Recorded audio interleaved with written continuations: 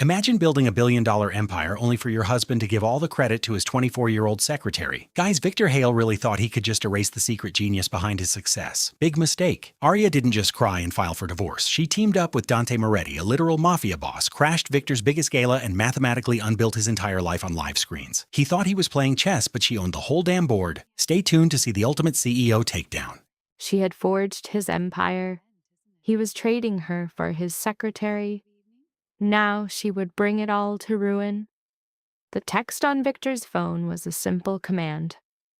Meet me at the penthouse. A message Arya was never meant to read. For 5 years, she had been the unseen mind behind Victor Hale's billion-dollar machine, the architect, the strategist, the phantom force. Now she was being deleted. But Victor made a single catastrophic error. He forgot that the woman who built his armor also knew where every single crack was. If you want to witness how deep betrayal can cut, you'll stay with this story. Tap the like button and leave your city in the comments. Let's see how far this story travels. The storm outside beat against the windows of Hale Tower, desperate to get in. Arya Stone stood inside Victor's private office on the 42nd floor, her reflection a ghost against the darkening storm. In her hand, she held his phone, the one he'd left on his desk before a manufactured emergency board meeting 20 minutes ago. Meet me at the penthouse. Can't wait anymore. L. The message had arrived 3 minutes prior. Arya's gaze held until the letters swam together. L for Lena Cross, Victor's 24-year-old secretary, with her blinding smile and the cloying perfume that haunted the halls. Surprisingly, Arya's hands were steady. Of all the moments in 5 years of marriage, this was when her body chose stillness. She scrolled higher, a history of betrayal stretching back months. Miss you already. Tonight was perfect. He's working late again. More time for us. Arya stopped. She placed the phone precisely where he had left it, screen illuminated. A silent, damning confession. She wanted him to walk in and see it. Then she turned and left. The elevator's descent felt unnaturally slow. 42 floors. Just enough time to see the last 5 years in shattered pieces. The late nights in this very building. Her mind racing as she restructured his failed ventures. The Castellan Industries merger, her concept, the pivot to offshore accounts, her strategy, the entire European market expansion, her contacts, her fluency, her 3 a.m. phone calls. She had orchestrated it all from behind the curtain. Victor's idea? You're too brilliant for the public eye, he'd once told her, a soft kiss to her forehead. Let me be the face, you be the brain. And she had believed him. Dear God, she had actually believed that lie. The elevator doors sighed open into the parking garage. The click of her heels on the cold concrete was the only sound as she approached her car, a Mercedes he'd bought her 2 years prior. Nothing but the finest for my wife, he had proclaimed. Arya slipped inside, ignited the engine, and just sat. The rain was a drumbeat down here, echoing between concrete pillars. Her own breath was a shallow, rapid thing. She retrieved her phone, her contacts open. Her thumb paused above the name Marco Velis. Marco. Victor's most formidable rival. The same man who had tried poaching her for 3 years, ever since he deduced she was the true genius behind Hale Enterprises' meteoric ascent. Twice he had offered her a vice president role. Twice she had refused. Loyalty, she'd explained the last time, at a gala where Victor had abandoned her to glad-hand investors. It means something to me. Marco had offered a sharp, knowing smile. Loyalty is a precious thing until it's betrayed. Arya pressed the call icon. He picked up on the second ring, Arya Stone. what do I owe this occasion? Is your offer still on the table? A beat of silence. Then which one? The partnership, the VP role, whatever it was. That depends. What's changed? Arya watched the rain trace paths down her windshield. Everything. Marco's office was the antithesis of Victor's. Where Victor commanded a world of cold steel and glass, Marco's was a sanctuary of dark wood, worn leather, and books. Real books, not props. It felt inhabited, authentic. He poured her a scotch, no questions asked. You look like you could use this. Arya accepted the glass, though she did not drink. I need information first, regarding Victor's investors. The specific one he's been courting for 6 months, the one he needs to remain solvent. Marco leaned on his desk, his gaze analytical. He was older than Victor, perhaps 10 years, with silver at his temples and lines around his eyes that hinted at genuine smiles. Dante Moretti. The name landed with the weight of a stone in quiet water. The Dante Moretti, Arya clarified. Is there any other? The name was legend. Dante Moretti's empire straddled the line between legitimate enterprise and something much less defined.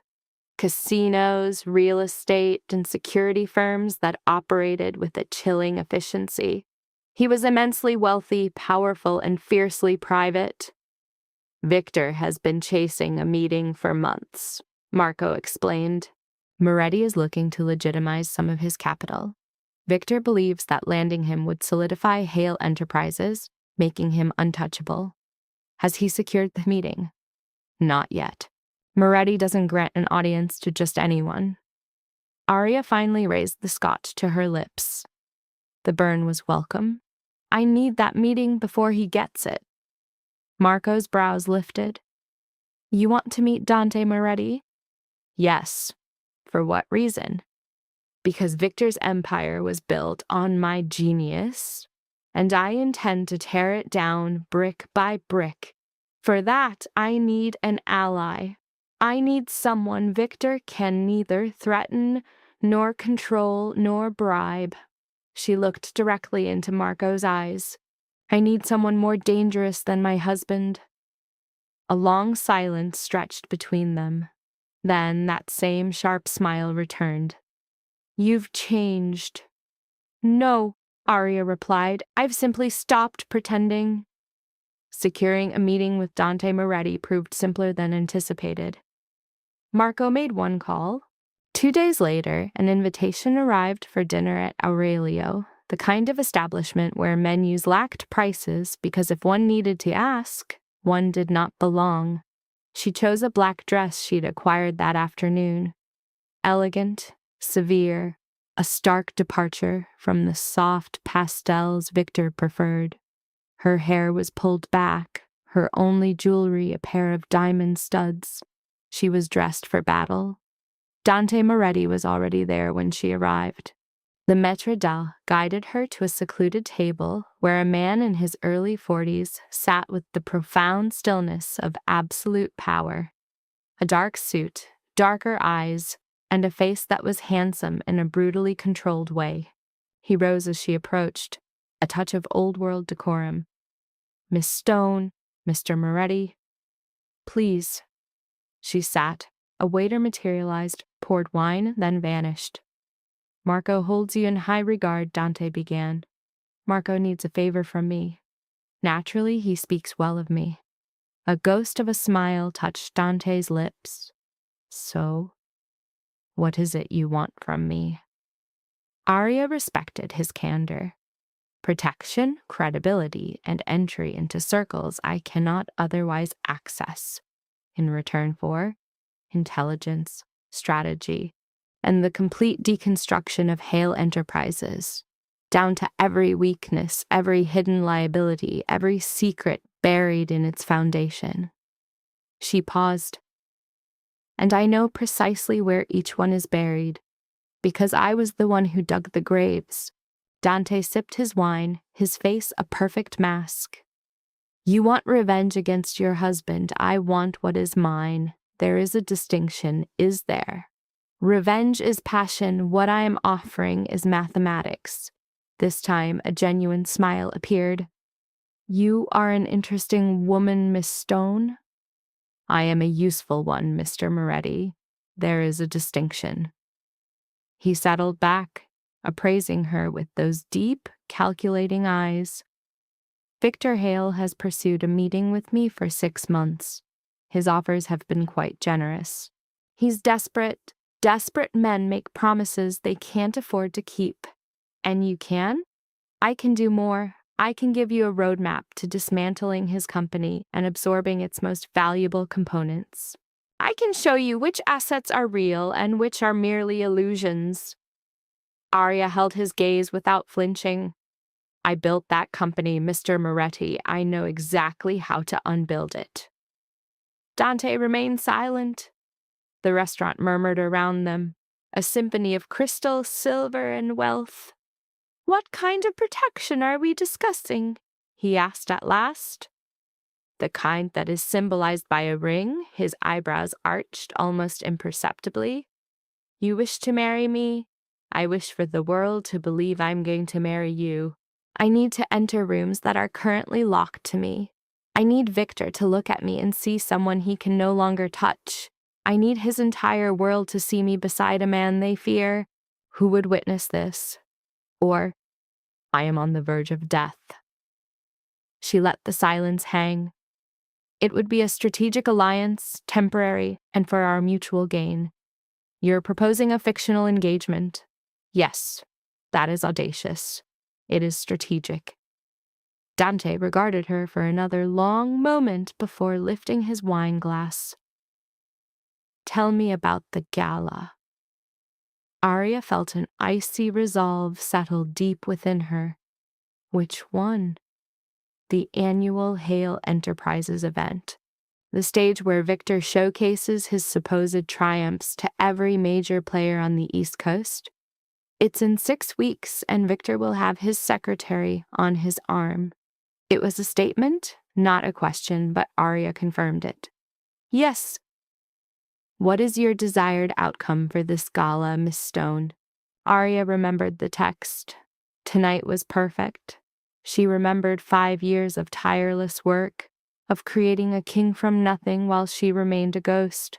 She remembered being told the shadows were for her own protection. I want him to see me, she said, her voice low but clear. Truly see me, not as his wife, not as the mind he kept hidden. I want him to see everything he has thrown away, and I want every person in that room to see it with him. Dante gave a slow, deliberate nod. Then we have an accord. He offered his hand across the table. Arya took it. His grip was solid, warm. One stipulation, he said, his hand still holding hers. When this is concluded, you come to work for me. Not as an accessory, nor as some hidden ace, as an equal. And why? Because I refuse to align with those whose drive doesn't mirror my own. And you, Miss Stone, possess an ambition far greater than you've ever allowed yourself to see. A mechanism turned inside Arya. Something bolted shut for so long its very existence was a forgotten memory. Done, she whispered. The following 4 weeks dissolved into a whirlwind of action.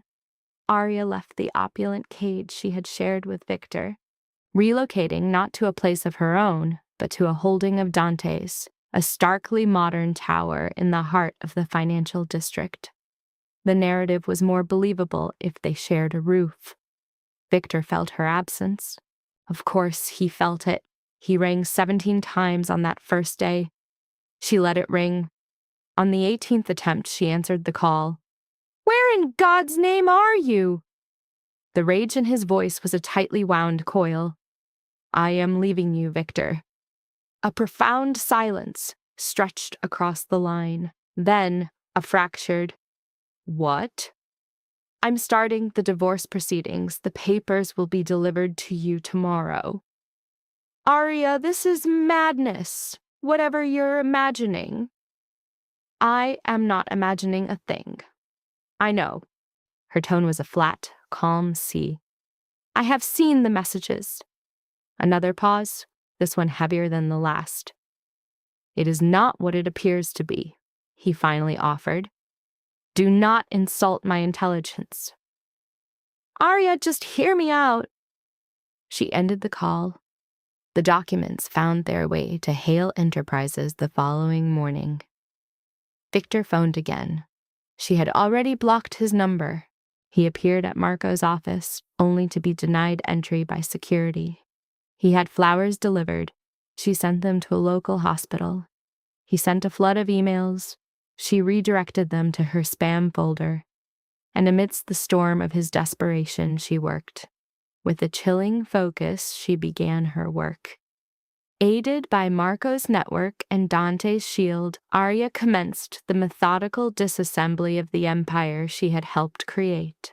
She exhumed files, contracts, non-disclosure agreements, every document that bore her signature, every deal she had architected, all the intellectual property that was hers by right, but had been filed under Hale Enterprises because Victor had asked, and because she had once been foolish enough to trust him. You're going to require legal counsel, Marco noted, observing her conquest of a mountain of paperwork from his conference room. I have 3. You're going to require better ones. Dante materialized in the doorway, a shadow with a voice.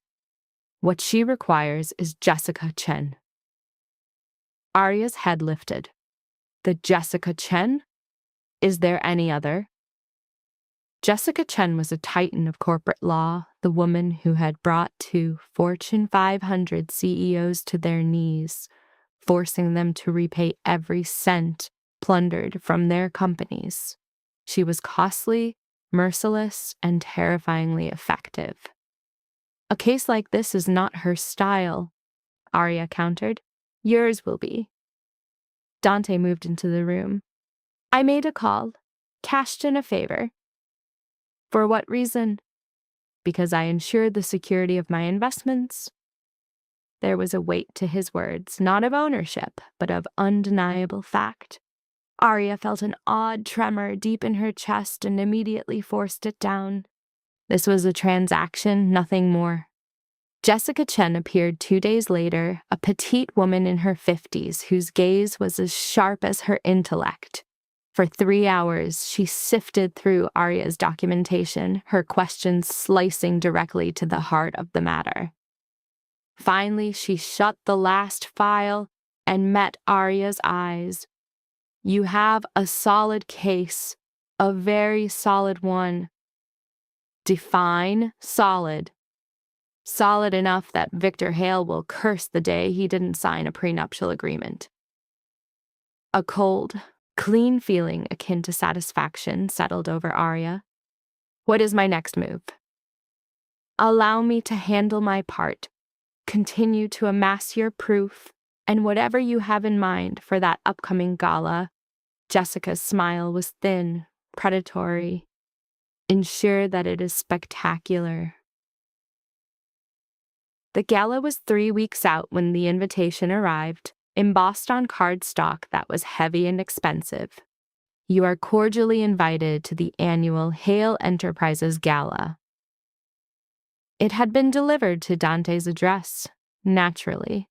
Victor would have reviewed the attendees, noticed the name Dante Moretti, and practically drooled at the prospect of finally securing a meeting. The one detail he could not have known was that Dante's guest for the evening would be his own estranged wife. Are you prepared for what's coming? Dante asked. They were in his study. He had insisted she use the desk near the window, claiming the light was superior. After one failed protest, she had relented. Dante did not make idle suggestions. No, Arya admitted with stark honesty, but I'm going through with it. Fear can be a powerful catalyst. I am not frightened of Victor. I never suggested you were. Dante rested against the desk's edge. I said fear is a catalyst. The fear of reverting to the person you once were, the fear of allowing him to win, the fear of remaining a shadow. Arya met his gaze. Is that your motivation? On occasion. He paused. My primary drive is the satisfaction of seeing arrogant men discover they are not quite as invincible as they believed. That seems quite philosophical for someone in your profession.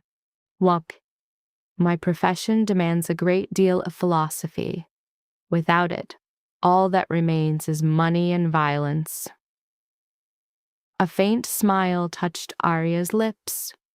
In the preceding weeks, she had learned that Dante Moretti was a man of contradictions.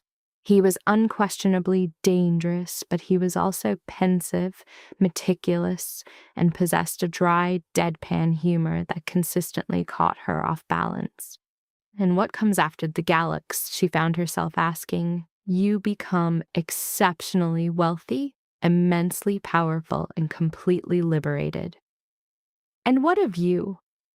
I gain a partner of extraordinary talent who will help me penetrate markets I have been targeting for years. His eyes held hers. Unless you are reconsidering, there are no second thoughts. Excellent, because I've already procured your gown. Arya blinked. You have what? The gown. For the gala, it was custom made. Reading her expression, he clarified. What? Did you believe I would permit you to enter that ballroom in something off a department store rack? You are my fiancé. Perception is everything. I am perfectly capable of buying my own dress. I am aware, but this one I wanted to provide. He pushed away from the desk, moving toward a garment bag that hung from the back of his door. Think of it as an investment. Arya rose slowly, crossed the space between them, and unzipped the bag. The gown within was the color of a midnight sky, nearly black, with a neckline designed to command attention and a silhouette that spoke of authority, not allure. It was flawless. Dante. Put it on. If it doesn't feel right, we will find an alternative. It did not feel wrong. When she stepped out of the adjoining bathroom 15 minutes later, she saw Dante's expression change, a subtle alteration, but one she could not miss. So, she prompted, you are going to utterly dismantle him, Dante replied, his voice low. It was not a query. It was a pronouncement. 2 weeks before the event, Victor made a final, desperate play. He arrived at Dante's building, somehow bypassed the stringent security, and stood knocking at her apartment door at 11 o'clock at night. Arya was by herself. Dante was at a business dinner on the other side of the city. She peered through the peephole to see Victor, immaculate in a suit that cost more than most people's rent, his hair perfectly in place, his expression carefully neutral. She unbolted the door. Arya. He spoke her name as if it were a prayer. I beg you, let me clarify things. There is nothing left to clarify. 5 minutes. It is all that I ask. She knew she should refuse, should secure the door in his face. Yet she felt a need for this, a need to see him this one last time, before she took it all away. 5 minutes, she conceded. He entered, his eyes sweeping over the apartment, taking in the designer furniture, the sweeping cityscapes, the clear signs of a life that had no connection to him. So this is where you have been staying. It is. With him? Yes. A muscle in Victor's jaw clenched. You are making a grave error. The sole error I made was in ever trusting you. Lena, it was a lapse in judgment. It was meaningless. Arya let out a laugh, a true, stark laugh, a lapse in judgment that spanned 6 months. I intended to end it. You were intending to do nothing, Victor. You intended to keep her and to keep me, and to continue the charade that you were the brilliant mind behind Hale Enterprises when we are both aware of the truth. I never denied your contributions. Contributions? The warmth fled from Arya's voice, replaced by ice. I built that company from the ground up.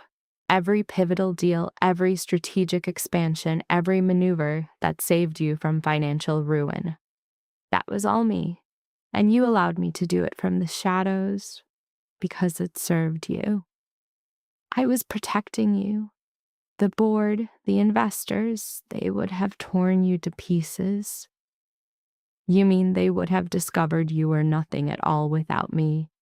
The accusation hung in the air between them like a guillotine's blade. Victor's face drained of color, then flooded with rage. You ungrateful! I created you! I gave you all of this. You gave me nothing that I did not earn tenfold, and now I am taking it back. You wouldn't dare! He advanced on her, and for the first time, Arya saw a true menace flicker in his eyes. I will ruin you! You imagine Dante Moretti frightens me? I will leak every transaction, every contract, every morally gray decision you ever made. That I made at your behest, with your explicit approval, under your name. Arya smiled. You see, that is the inherent risk of having a ghost handle your affairs, Victor. The ghost remembers where every single body is buried.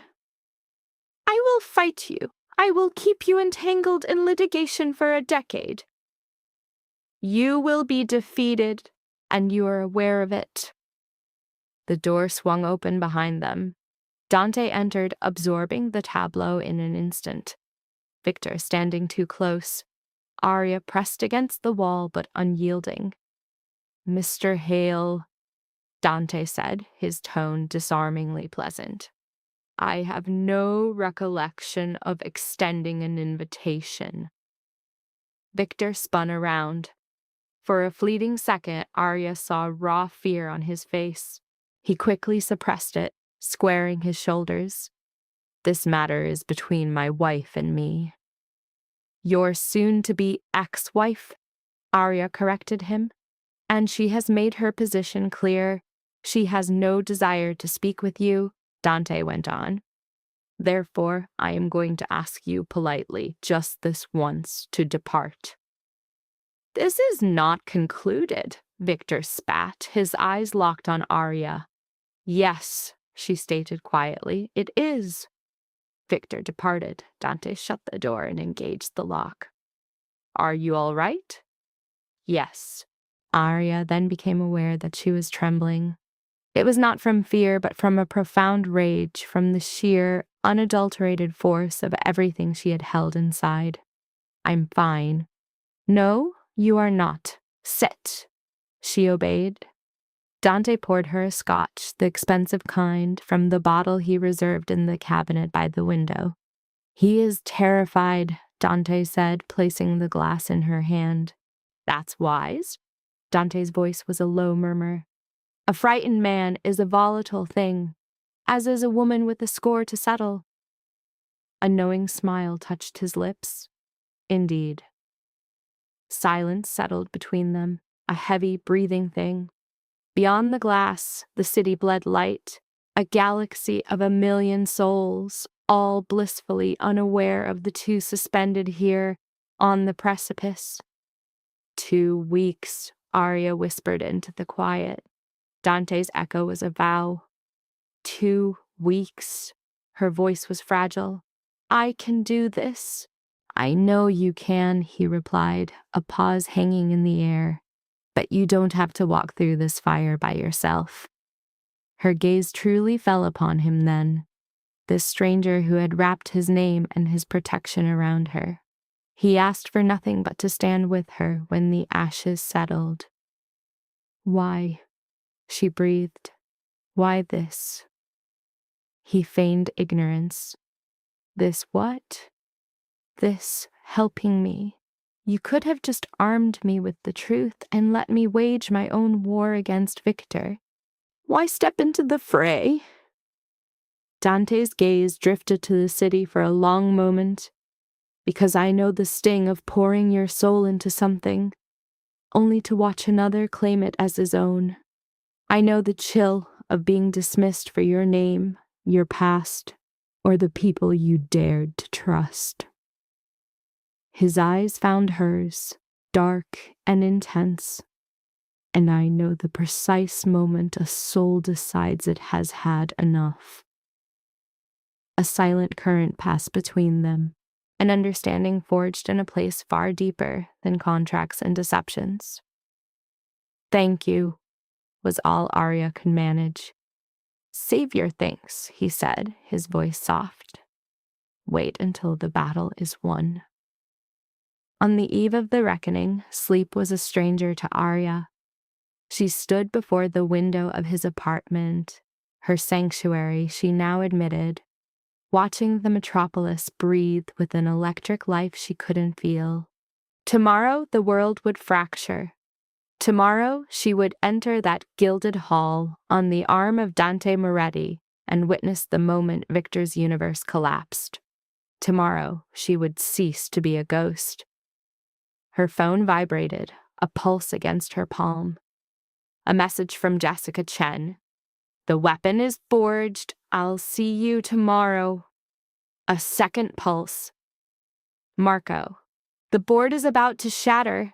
I'm bringing snacks. A third. Dante. The quiet is too loud for me too. Join me on the roof. Arya pulled on a jacket, the elevator ascent feeling like a slow climb to judgment. He was there, a silhouette against the skyline, tie loosened, sleeves rolled. In this light, he seemed younger, the carefully constructed walls around him momentarily down. Nervous? He asked, his voice carried on the wind. Fear. That was a good omen. Why? It showed she was invested in the outcome. It proved this wasn't merely about retribution. Arya came to stand beside him at the railing. Then what is my reason? He heard her ask. Justice, liberty. A chance to create something that is wholly your own. He met her eyes. And revenge, too. But that's not the primary motive. She let out a small laugh. You're dreadful at pep talks. I'm not here to give you one. I'm here to remind you of your purpose. He turned, facing her completely. Victor Hale stole 5 years of your existence, your creativity, your trust. Tomorrow you seize it all back with interest. That isn't revenge. It is simple arithmetic. Justice is mathematical, Arya murmured, recalling their first encounter. Precisely. They stood together in the biting wind, the city sprawling beneath them like a fallen constellation. Arya saw tomorrow unfold in her mind. The dress, the hall, the instant Victor would see her and finally comprehend the magnitude of his loss. What if it fails? She asked, the words barely a whisper. It will not fail. But what if... Arya, Dante's tone was steel. It will work. You have anticipated every move. The proof is ironclad. The lawyers are poised. The board is already uneasy, thanks to the whispers Marco has so carefully sown. Jessica has 3 key investors ready to sever ties on our command. He let the words sink in.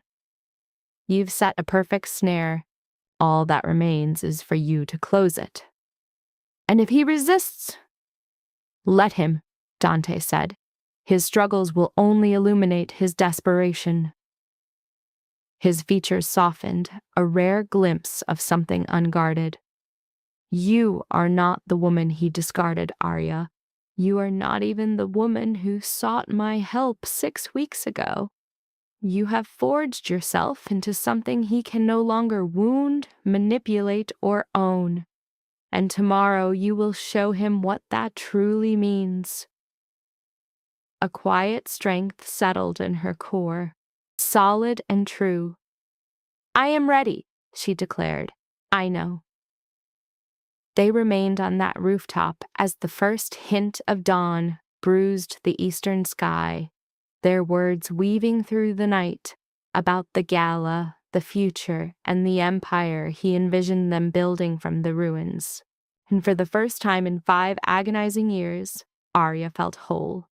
Not a wife, not a shadow, but simply Arya, forged in betrayal, sharp and resolute, poised to reclaim her life. The gala was 12 hours away. She could hardly bear the wait. Dawn broke with an unforgiving glare. Arya was awake at 6, a restless energy thrumming through her veins.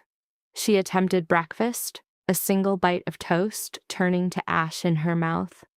Coffee was her solace, the 3rd cup a necessary fire. By 8, the apartment had become a command center.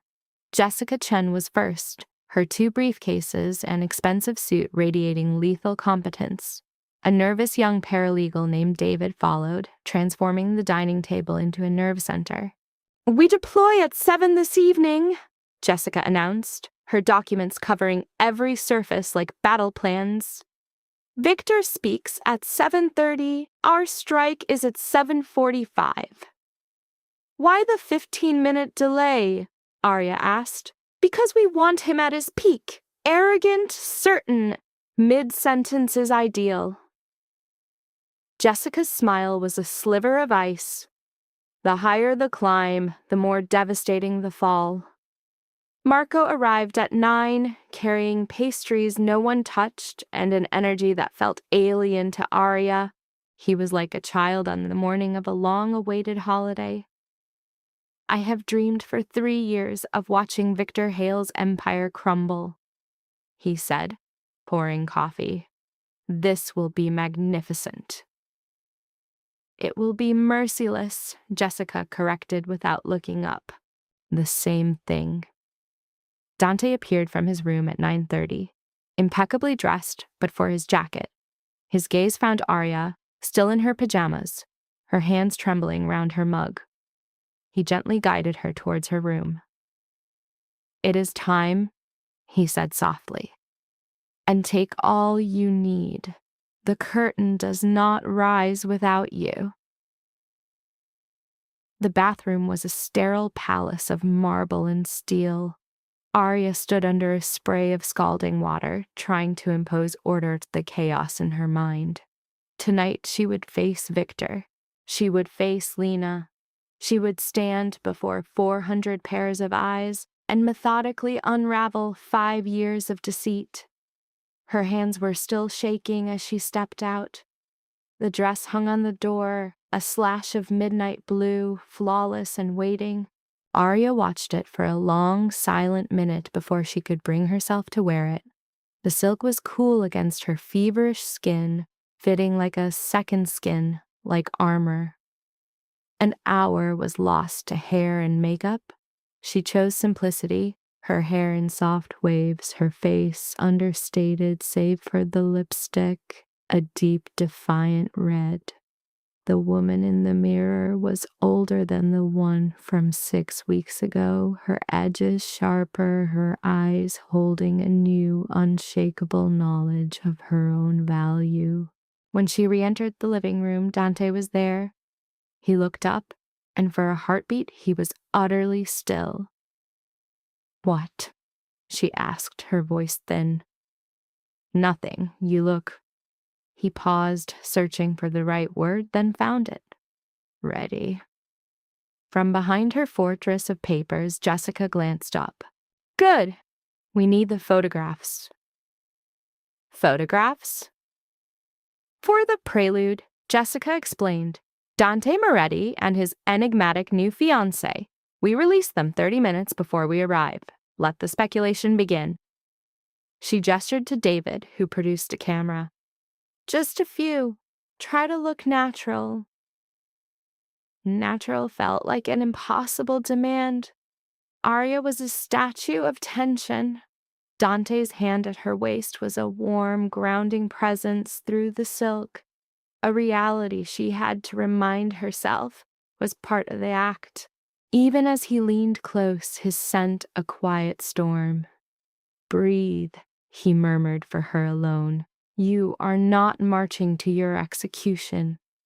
The war is already over." "Then why do I feel like I am about to be sick?" "Because you are human," he whispered back. David captured perhaps 50 moments. Jessica reviewed them, her gaze clinical, selecting 3 and dispatching them to a contact saved only as a string of digits. "It is done," she declared. "These will flood social media at 6:30. By the time you walk in, your identity will be the only topic of conversation." Arya's stomach plummeted. "Everyone?" "Everyone who matters. Trust me, that room is filled with people who live through their screens. They will see the photos. They will see you arrive with Dante, and they will connect the dots." Jessica's expression was that of a hunter closing in. "Victor will feel your presence long before he sees your face." "Good," Arya heard herself say, surprised by the steel in her own voice. The afternoon dragged on, each minute an eternity. Arya tried to read, but the words swam. She tried television, but the noise was unbearable. Dante was a quiet presence at his desk, his Italian on the phone, a low, dangerous melody that spoke of power and secrets. At 4, Marco departed. At 5, Jessica and David dismantled their war room. "I will see you on the battlefield," Jessica said. "Remember, you are silent until my signal. Your only role is to smile, be breathtaking, and let them guess." "What if he corners me before then? Then Dante earns his keep," she said with a wry smile. "Or his equivalent, you understand." When they were gone, the silence in the vast apartment was deafening. Arya stood at the window, a silent sentinel watching day surrender to night, the city's lights igniting one by one. "You need to eat," Dante's voice came from behind her. "I can't." "Then water. Fainting in the middle of your retribution would be poor form." She turned. He was holding a glass out to her. She took it, the cool liquid a shock, and realized she was parched. "Thank you," she whispered. "For the water. For everything." He regarded her for a long moment, his eyes searching hers. "You will prevail tonight, Arya. You keep saying that." "Because it is the truth." He glanced at his watch. "The car arrives in 30 minutes. Are you ready?" "No," her soul screamed, but her lips formed the word, "Yes." At 6:30, just as the architect of this night had ordained, the photos went public. Arya's phone erupted in a digital storm, a cascade of texts and calls so relentless she silenced it entirely. "Let them speculate," Dante had counseled. "Tomorrow we will face them." Their car, a discreet black Mercedes, not a revealing limousine, arrived at 6:45. Its driver, incurious. Arya sank into the leather seat, the fabric of her dress tightening. Dante settled in beside her. The Grandview Hotel was a 20-minute drive away. She watched the city blur past. Known streets, known landmarks, a world unchanged while she herself was remade. She recalled the last time she'd been to this gala 2 years prior. Victor had made only 3 introductions, then left her to wilt in corners while he cultivated connections. "What are you thinking about?" Dante's voice was low. "That I should have done this 2 years ago." "You were not prepared 2 years ago. How could you know that?" "Because you are barely prepared now." Seeing her expression, he clarified. That is not a criticism. What you are about to do, to step back into Victor's world and dismantle it publicly, demands a unique kind of resilience, the sort forged only in the aftermath of being broken. I am not broken. No, but you were, and you have become something Victor cannot predict. That is our advantage. Sorry. The Grandview Hotel loomed, 50 floors of glass and steel, a beacon in the night. A line of cars circled the drive, met by valets in red coats and security guards vetting invitations. Arya saw women in couture gowns and men in $1,000 tuxedos streaming toward the entrance. 2 years ago, she had felt like a fraud among them. Tonight, she felt she held the deed to the entire building. Their car reached the front. The valet opened Dante's door. He emerged, adjusted his jacket, and extended a hand to Arya. She accepted it. The world exploded in a storm of camera flashes before she was even fully upright. Arya went rigid. She hadn't anticipated the press, the photographers, but Dante's grip tightened on her hand, a steadying force. Smile, he whispered. Give them a narrative.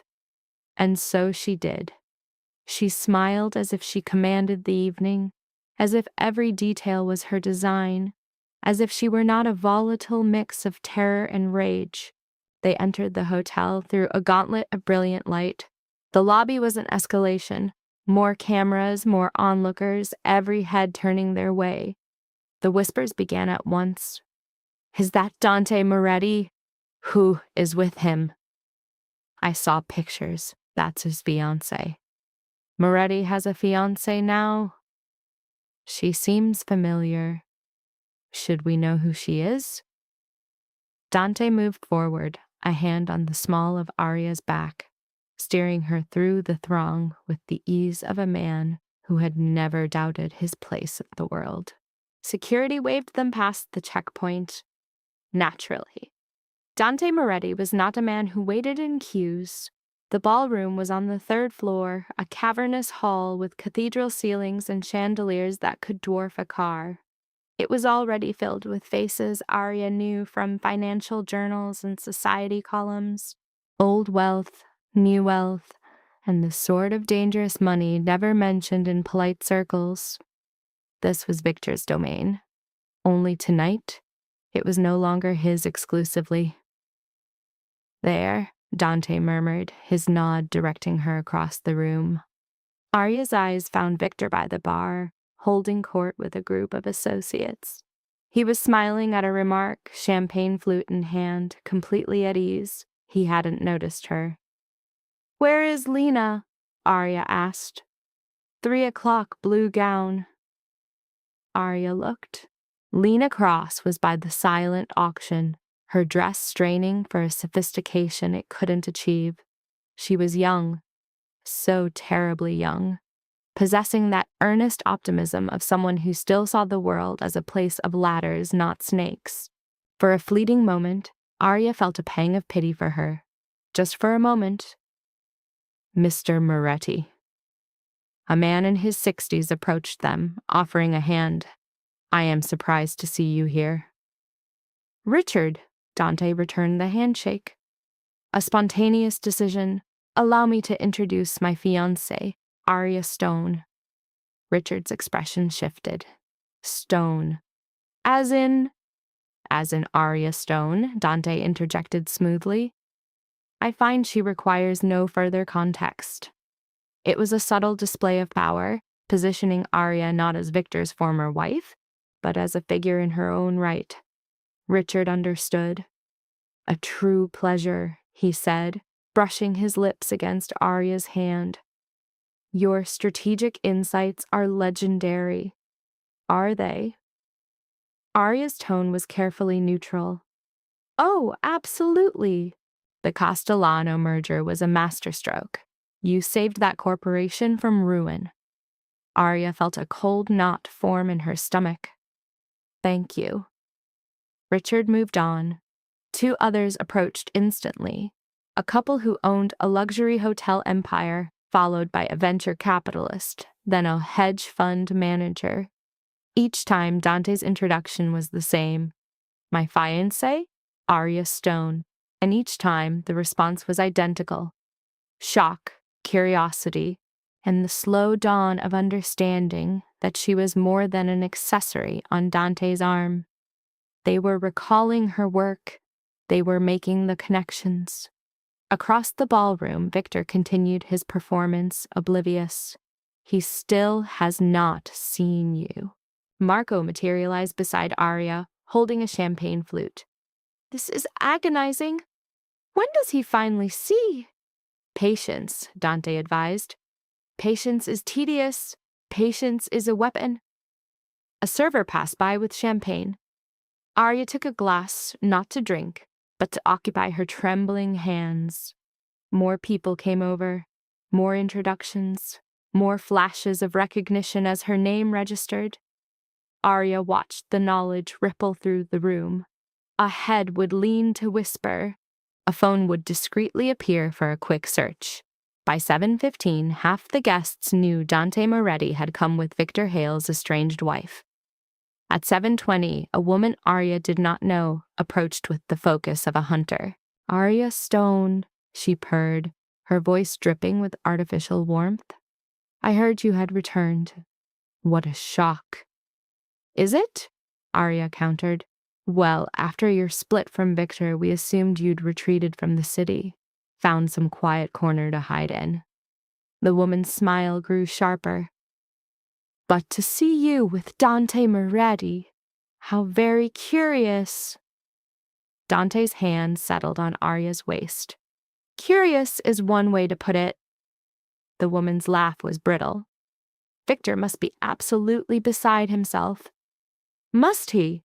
Arya's face remained a mask. Oh, without a doubt. I mean, losing you was one thing, but to lose you to... She stopped, glancing at Dante.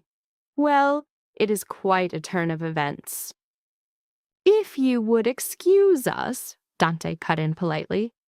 I see a colleague I must greet. He guided Arya away before the woman could protest. Vulture, he said under his breath. She has a point, however. Victor is going to lose his composure. Excellent. That is the objective. At 7:25, the ballroom lights dimmed. An announcement invited everyone to find their dinner tables. The crowd began to shift and resettle. Arya and Dante were at table 3, near the stage and in full view of everyone. Marco was waiting, along with 2 investors Arya knew by sight and a tech CEO she'd met once. Ms. Stone, the CEO remarked as she took her seat. I was not aware you would be here this evening. It was a last-minute choice, Arya replied, repeating Dante's line, and with a noteworthy escort. The CEO looked toward Dante. My congratulations on your engagement. Thank you, Dante replied. Arya could see the CEO's mind working, calculating timelines. How long since the separation from Victor? How soon had she found Dante? What did this new alliance signify? Let him speculate. Let all of them speculate. At 7:28, Victor walked onto the stage. Arya felt her breath catch.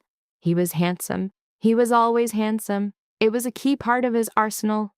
Flawless suit, perfect hair, and a confident smile as he tapped the microphone, waiting for silence. Good evening, he began. Thank you for joining us tonight. His voice was liquid confidence, the sound of a man who believed the game was already won. This year was exceptional for Hale Enterprises. Victor went on. Our European market expansion beat projections by 40%.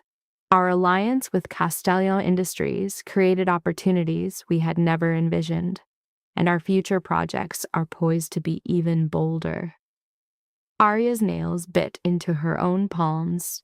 Our expansion, our alliance, our projects. He was still doing it, appropriating her work. "I must thank my phenomenal team," Victor said, gesturing to a table of his top executives. Their tireless dedication made all of this possible. Lena watched him from the front row, her face a mask of adoration. Arya had the urge to hurl something. Dante's hand found hers beneath the table. "Breathe," she obeyed. "Inhale, exhale." Victor continued, weaving one narrative of corporate triumph after another. The crowd was captivated, nodding and smiling. Some even broke into applause.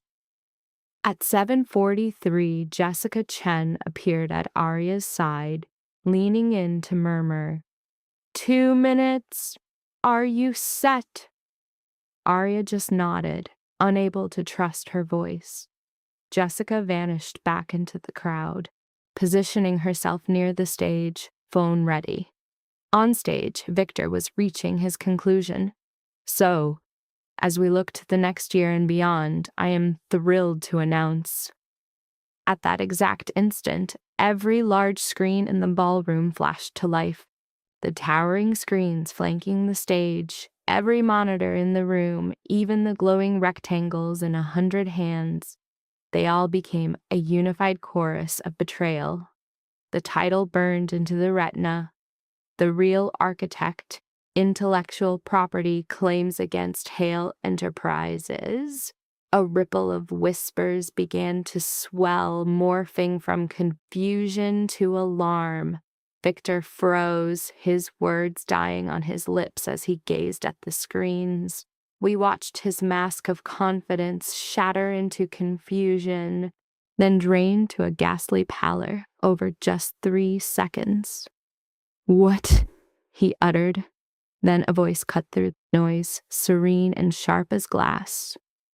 "Good evening, everyone. My name is Jessica Chen, and I am counsel for Ms. Arya Stone in her legal action against Hale Enterprises and Victor Hale himself." The room erupted into a cacophony of hushed speculation. Victor's gaze frantically searched the crowd and found hers. Their eyes locked across the space. She witnessed the precise moment of impact, the brutal understanding of her quiet war. "This evening," Jessica's voice continued, "we will demonstrate that the cornerstone of Hale Enterprises' triumphs was not conceived by Mr. Hale but by Ms.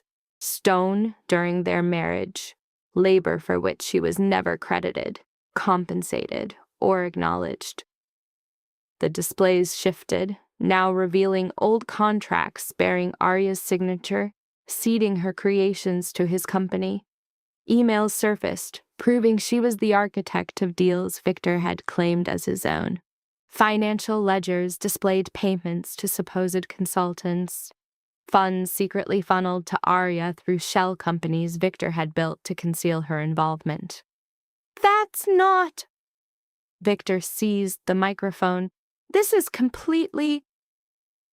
"The Castellan merger..." Jessica cut him off, her voice overriding his desperation. "Proposed by Ms. Stone in March of 2021. Documentation shows she led all primary negotiations. She structured the deal. She navigated the regulatory maze. Mr. Hale simply signed the papers and took the credit." The screen flooded with more proof. Arya's own notes, her strategy papers, her meticulous risk assessments. Murmurs gave way to open discussion. Phones emerged, their lenses capturing the damning evidence on the screens. "The European expansion," Jessica relentlessly pressed on. "Again, Ms. Stone's creation. She possesses the market research, the partnership agreements, the original business plan, all in her own hand, all dated months before Mr. Hale ever announced the move." Victor's face had burned from pale to a deep crimson. "This is an invasion of... Someone turn off those screens." No one moved to aid him. The offshore investment strategy, the pivot into the tech sector, the restructuring of the debt that saved this very company from collapse in 2022. Jessica's voice was a hammer blow. All Ms. Stone. All of it unpaid. All of it uncredited. Arya remained perfectly still, her champagne untouched, observing Victor's public disintegration. Arya! He finally located her in the crowd, his finger pointing. This is you? You actually think you can?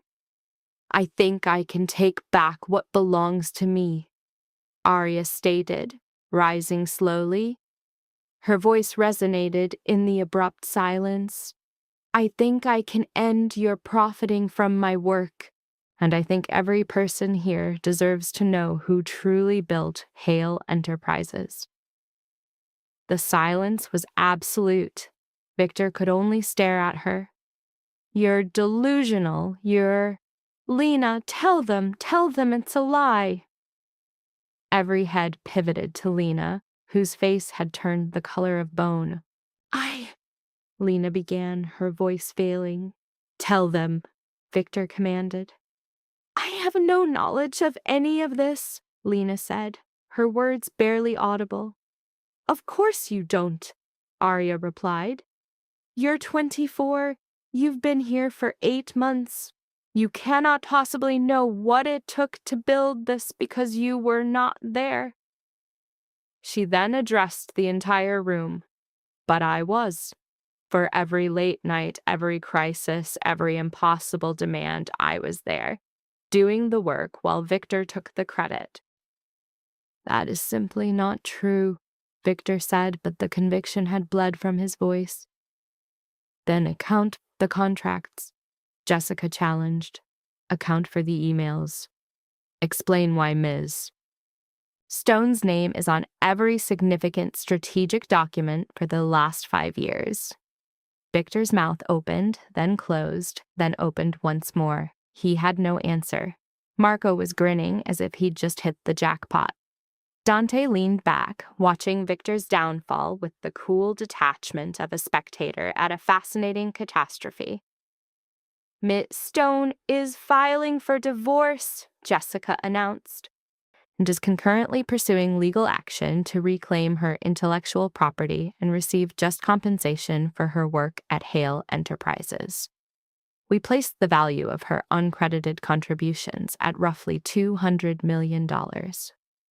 Gasps echoed through the hall. 200 million? That's preposterous. Victor found his voice again. You can't possibly... We have the documentation for every last dollar, Jessica said, including the shell companies you used to obscure payments to her, including the ND as she was made to sign, including the contracts you coerced her into, assigning her work to the company for no fair compensation. The screens shifted once more. Financial records appeared, proof of the sham corporations, proof of the hidden payments, proof of every single claim Jessica had made. Victor. A man rose from a front table, Richard, who had spoken to Dante earlier. Is any of this true? She's embellishing, twisting the context. Did you, or did you not, have your wife sign away the rights to her intellectual property? Richard's tone was sharp. Victor's hesitation was damning. Answer the question, another investor demanded. We were married. It's community property. All of it is.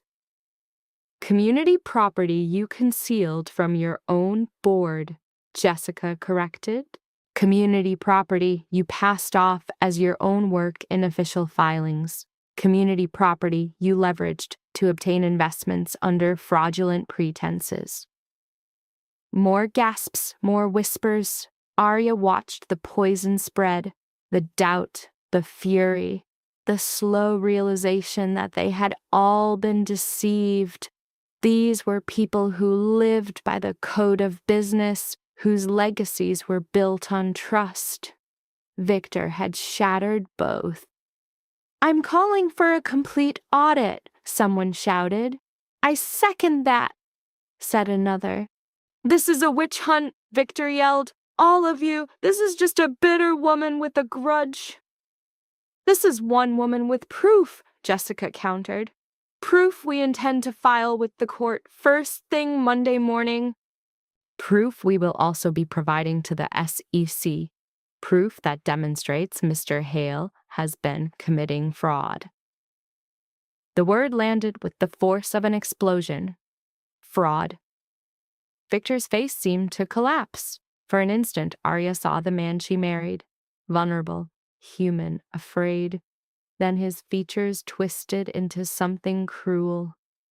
"You will regret this," he said, his eyes locked on hers.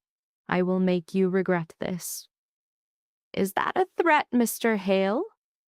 Dante stood, his movement fluid. "Because I imagine everyone here would find you publicly threatening your former wife quite interesting." Victor appeared to truly see Dante for the first time. His eyes widened in recognition. "You," he whispered, "you're with him. This is because—" "This is about me reclaiming what you took from me," Arya declared. "Dante's only role in this is that he treats me as an equal partner, not as a guilty secret." The room was now utterly silent. 400 people were witnessing the live demolition of a marriage. "I loved you," Victor said, his voice cracking for a moment. "I gave you everything. You gave me nothing I hadn't already earned, and then you discarded me for someone younger." Arya's voice was unwavering. "Do not speak to me of love, Victor. You have no idea what it means." Victor looked as though he had been struck. His mouth worked, but no sound came out. All around them, phones were held high, recording, streaming his abject humiliation to thousands more. "He can't do this," he said at last, his voice a faint whisper. "We had a pact, a marriage."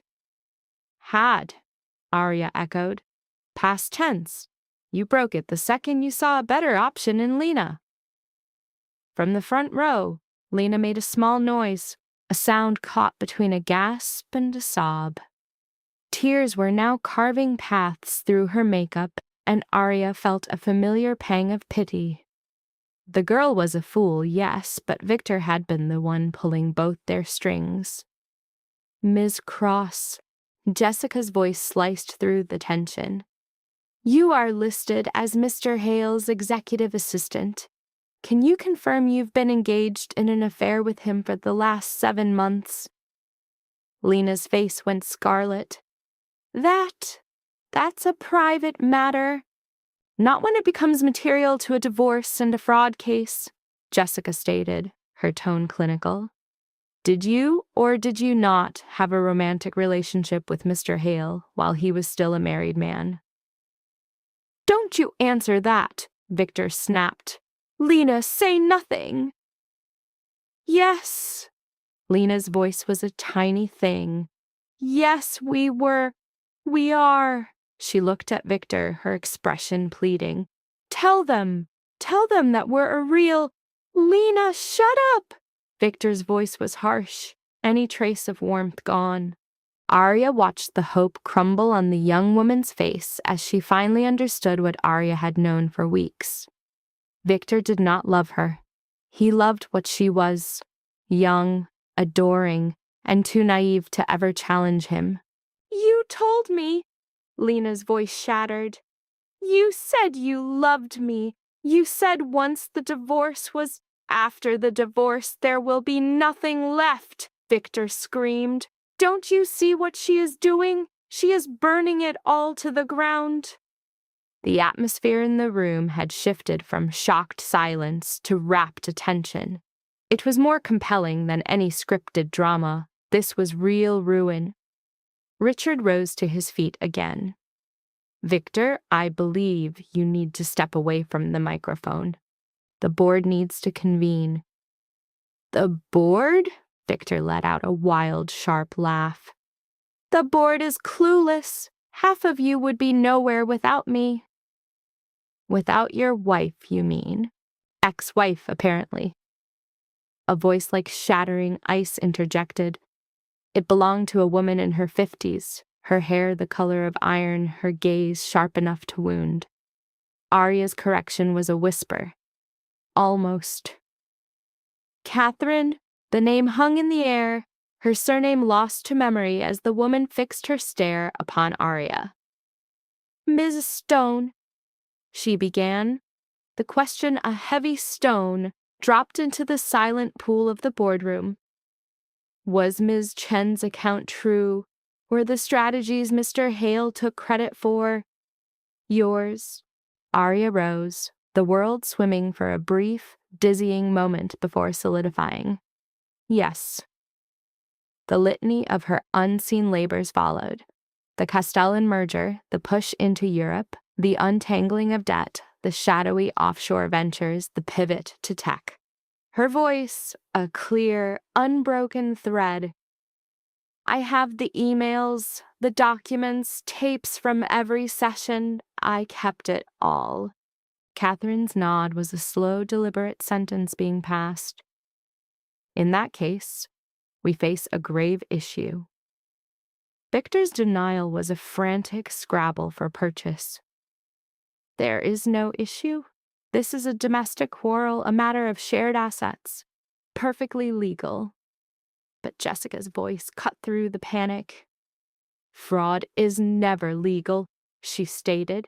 And lying about authorship to secure funding, that's a classic case. The SEC will devour this. A ripple of movement. 3 board members rose, then 5, until the entire table stood in silent judgment. An emergency meeting is required, Richard declared. This evening. Before this escalates, a joyful voice, jarring and out of place, belonged to Marco. Oh, it's already escalated far beyond this room. He brandished his phone. We're trending on 3 separate platforms. The words scrolled across the screen. A digital indictment. #Hale Enterprises scandal. #fraud at the top. And, Marco added with a flourish, my personal favorite, #Arya Stone's revenge. Victor's gaze swiveled to Marco, filled with a homicidal fury. You did this, the 2 of you. Marco simply savored his champagne. I'm merely a spectator at this magnificent theater. A small, wicked smile played on his lips, though I may have hinted to the press that this evening's event would be memorable. I trust that's all right. Victor's voice climbed, cracking under the strain. The press? You brought them here? Marco's grin widened. No need. They followed the scent of blood online. It seems the public adores watching a king toppled. Victor's eyes darted around the room, a wild, cornered animal seeking an escape, and they landed on Dante. You, he seethed. This was your goal, to ruin me, to take my kingdom. Dante's reply was a quiet river of calm in the storm. I have no desire for your company. It is a wreck, drowning in debt with little real worth. My interest lies with competence. His eyes shifted to Arya. And I have, thankfully, found it. Victor clawed at the air with words. She's manipulating you. It's all to hurt me, don't you see? No, Dante corrected. She is using her own formidable skill to take back what was stolen. I am merely an ally. There is a distinction. Victor started to speak, but his words were silenced by a new presence. Mr. Hale? A man in a severe dark suit materialized by the stage, his authority an invisible, chilling shroud. Agent Morrison, Securities and Exchange Commission. I will require you to accompany me. The universe of the ballroom fell utterly silent. What? Victor could only stare. Now? But I haven't been charged. The agent's voice was flat, devoid of emotion. This is not an arrest, yet, but there are inquiries regarding Ms. Chen's testimony that demand immediate answers. Agent Morrison's face was a mask. You have a choice. Cooperate now, or we can proceed with formality. Victor's gaze swept from Lena to his board and finally to Arya. His skin was the color of ash, a sheen of cold sweat on his brow in the chilled air. He locked eyes with Arya, a final desperate promise. This changes nothing. But Agent Morrison's voice cut him off. Mr. Hale, it is time. And then they were there. Federal agents, not venue staff, flanking him, guiding the fallen monarch from his stage. His protests trailed behind him, a fading echo of defiance as the exit swallowed him whole. Lena, unsteady on her feet, made a move to follow. Victor, wait, she called. I'm coming. He never turned. She froze, a solitary figure in the heart of the ballroom, surrounded by 400 witnesses to her desolation.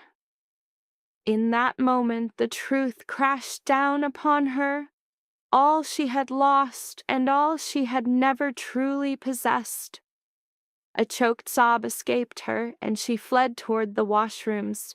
Arya observed the scene, searching within herself for triumph, for pity, for anything. But she found only a void, a hollow space where an emotion was supposed to be. And then the silence shattered, the room erupting in a cacophony of voices and glowing screens as the board of directors huddled in a panicked circle. A quiet presence at her side was Jessica. It's time to go, she murmured. The media is coming. Marco gestured toward the main doors, a chaotic dance of camera flashes and security guards. The media is here. The service exit. Follow me. A steady hand on the small of her back was Dante, steering her through the surging tide of onlookers.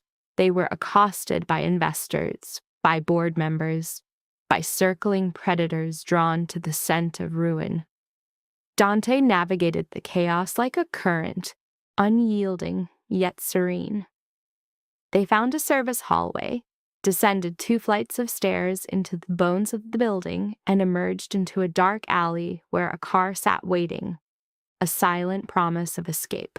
How did you? Arya began, but the question hung unfinished. I anticipate possibilities, Dante replied simply. They slid into the car, Marco crowding in next to them, Jessica taking the passenger seat. The vehicle merged into traffic just as the first wave of journalists swarmed the alley. Silence descended, a heavy blanket over the first few city blocks. Arya watched the neon lights smear across the window, her mind struggling to catch up. It was done. It was truly done. Victor was broken. His empire was rubble. His name, a synonym for disgrace. She had won. So why did this victory feel so much like being empty? Marco finally broke the quiet. That was art, he breathed. Pure art. The look on his face when those slides came up, I genuinely thought his heart might give out. And the timing of the SEC's arrival was impeccable, Jessica noted. I may have alerted them to this evening's proceedings, perhaps suggested their presence would be advantageous. Arya turned, staring at her. That was your doing. I prepared for the eventuality. The choice to appear was their own. A razor-thin smile touched Jessica's lips. But I might have hinted that any delay would result in a missed performance. Marco's admiration was genuine. You are a frightening woman. I appreciate that. More silence stretched between them. In her handbag, Arya's silenced phone vibrated without pause, a frantic, muted scream she chose to ignore. Where are you taking me? she finally asked. To a private place, Dante answered. A place to catch your breath before the true storm begins. The true storm? Arya echoed. This was merely the first scene, Jessica clarified. Tomorrow, the spectacle truly starts. The lawsuits, the federal inquiries, the sworn statements, it will be ugly. How ugly? Extremely. Victor will unleash his entire arsenal. His legal team will stall for an eternity. The board will fracture. The investors will vanish. The entire structure could implode long before a verdict is reached. A knot of ice formed in Arya's gut. The company could fail? It's possible, even likely. Jessica swiveled in her seat, her eyes locking on Arya's. Does that present an issue? I'm not sure. The faces of the countless employees swam in Arya's mind, the assistants, the researchers, the staff who were innocent of Victor's sins. So many people will be out of work, she murmured. They were already on a sinking ship, Marco countered. The company has been bleeding capital for 6 months. Victor was just patching the holes with lies and false numbers. You've only hastened the process. But there is no but. Dante's voice was soft but firm. You cannot rescue the drowning when you are being pulled under yourself.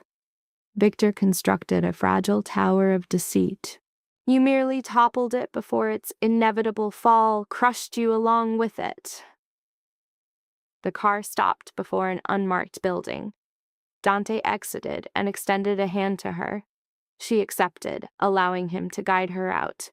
It was an exclusive club, the kind with no name, only a silent guardian at a nondescript door who acknowledged Dante with a deferential nod.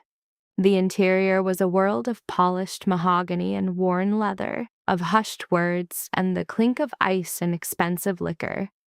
Dante guided them to a secluded room where a table was laid with a simple, elegant spread of bread, fruit, and cheese. Someone had known they would need sustenance. Arya sank into a chair, looking at the food without seeing it, the thought of eating impossible. Drink. Dante placed a tumbler of amber liquid in her hand. You're in shock. I'm fine. No, you're not. Drink it. She obeyed. The whiskey was exquisite, a trail of fire that burned through the numbness in her chest, leaving a welcome warmth in its wake. Marco slumped into a seat. I still can't process that it worked. I mean, I knew it would, but to watch it unfold. Jessica's voice was sharp. Nothing has worked yet. Tonight was the overture. The difficult work begins now. Arya found her voice, a fragile thing. That wasn't the difficult part. That, Jessica said, her eyes already on her tablet, was performance art, crucial, gratifying, but merely the opening move. Documents scrolled by on the screen.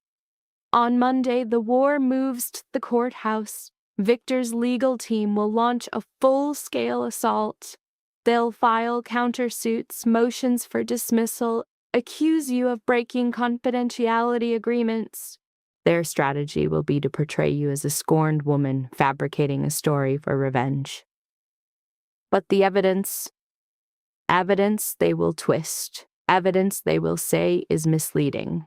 Evidence they will claim was a collaborative effort or shielded by spousal privilege. Jessica paused and looked up from her device. I have no doubt of our victories, Jessica continued, but it will be a long campaign, months, perhaps years, and it will be savage. Arya felt the true cost of her revenge settle upon her, a crushing physical weight. Her entire world had been focused on this one night, on the singular act of shattering Victor's facade. She had never let herself see the morning after. I can't, she began, the words catching in her throat. I can't endure years of this. You won't have to, Dante said from across the room, not by yourself. She turned to him. He was watching her, leaning against the wall, his gaze dark and unwavering. What are you saying? She asked. I'm saying you are no longer defenseless. You have funds, you have security, you have a council of war. He gestured to Marco and Jessica. The woman who left Victor's home 6 weeks ago is gone. You are someone else entirely now. What was she now? Dangerous. The word simply materialized in the space between them. Arya considered its shape in her thoughts, weighing it. Dangerous. Had she truly become that? A buzz from Marco's phone broke the silence. A laugh escaped him. Oh, this is priceless. Victor's with the SEC. Somebody talked. Pictures are already out. He presented his screen, showing a blurry image of Victor inside a government vehicle, his face a mask of rage or perhaps terror. Arya braced for a feeling, any feeling, elation, justice, peace, but there was nothing. I'm stepping out, she announced, rising suddenly. I need some air. Arya, Dante began. I'm okay, I just need a moment. She was gone before they could object. The club's rear terrace was a small, secluded space overlooking a garden so flawless it seemed unreal. Leaning on the railing, Arya fought to catch her breath. She had won. Victor was destroyed. She had taken back her work, her honor, her life.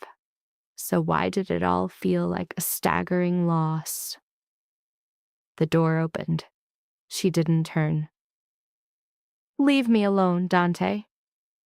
I can't. My contract stipulates I keep you from doing anything reckless. His tone was light, yet as he came to her side, his gaze was heavy with concern. What's happening in there? Nothing. Everything. Arya's eyes were fixed on the garden. I expected to feel different. Different in what way? Better? Fulfilled? Anything. She turned to look at him. I just brought down my husband before 400 people. I erased his company, his name, everything he ever built. I'm supposed to feel good about this. Are you? He earned it. That isn't what I asked. Arya fell silent for a beat. I feel hollow, as if I torched my own home to kill a single spider. Did you love him? Dante asked. Truly. I believed I did. 5 years ago, when we married, I believed. She broke off. What I believed is irrelevant now. It's not, if it's still consuming you. Arya turned her gaze back to the garden. I loved the man I thought he was, the one who spoke of partnership, of building our world together, the one who made me feel seen. A bitter laugh escaped her. It turns out he was a ghost. I was merely convenient, a resource to be exploited and set aside for a newer model. Lena isn't a better model. She's younger, more agreeable, less of a threat. Arya's grip on the railing tightened. She won't second-guess him or challenge his intellect or be a living reminder that he isn't the genius he purports to be. If it matters, Dante offered, you are worth 100 of her. That doesn't mean much when my husband disagrees. They stood there in shared silence, the city's hum a constant backdrop, the sound of cars and voices, the rhythm of a world indifferent to her own collapsing around her. I've taken lives, Dante said without warning. Arya's head whipped toward him. What? Years back, while building my empire, I personally eliminated those who stood in my path with these hands. His face was a closed book. Do you want to know how I felt after? No. Empty. Exactly the way you feel now. Because vengeance never fills the chasm a betrayal carves into you. It only makes the emptiness more stark. Arya could only stare. Why are you telling me this? Because you must understand that your feelings are valid. You gave 5 years to building a life with a man who discarded you. Ruining him doesn't mend your heart. It only ensures he can no longer break it. My heart isn't broken, Arya replied by instinct.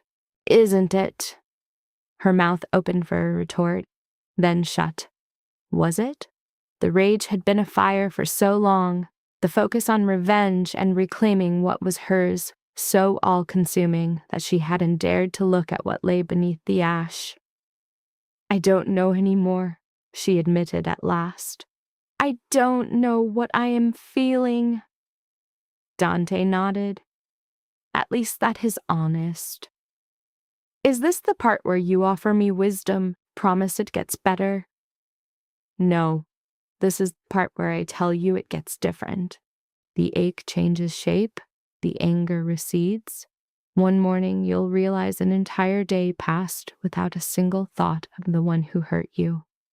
He paused. But that requires time. Tonight you have permission to feel like wreckage. In spite of it all, Arya said, You are awful at giving pep talks. I tell everyone that, but no one believes me. The door creaked open once more. Marco leaned out. Apologies for the interruption, but Jessica says we have decisions to make for Monday. Also, the press knows we're here. We have about 20 minutes until they descend.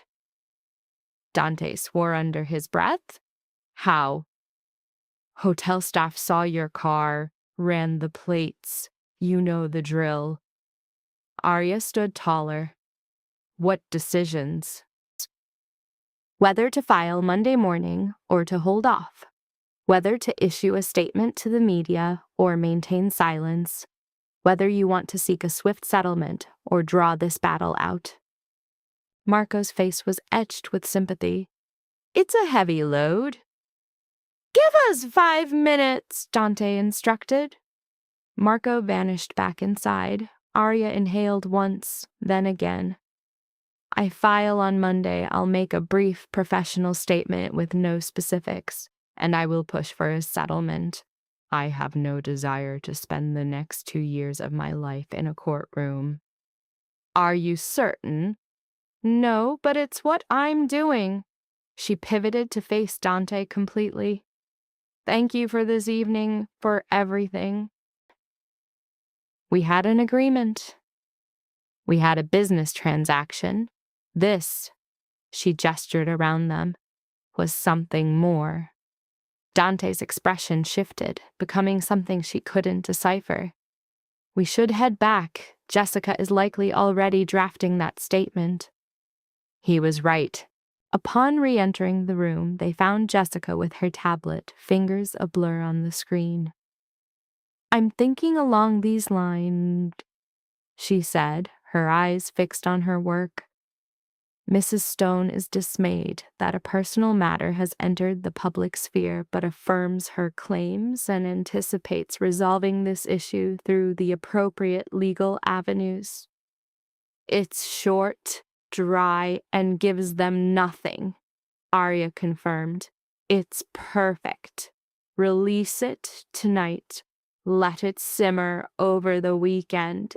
Then we file as soon as the courts open Monday. Jessica glanced up. You'll need to vanish for a couple of days. Find a place where the media can't reach you. Let the initial storm pass. I have a place, Dante said. Upstate. It's private, completely secure. I can't just run. You can and you must, Jessica insisted. Believe me, this city is the last place you want to be for the next 72 hours. It will be a circus. Marco's phone began buzzing incessantly. He looked at it and winced. She's right. The internet is exploding. You're a global trend. Someone's already created a meme.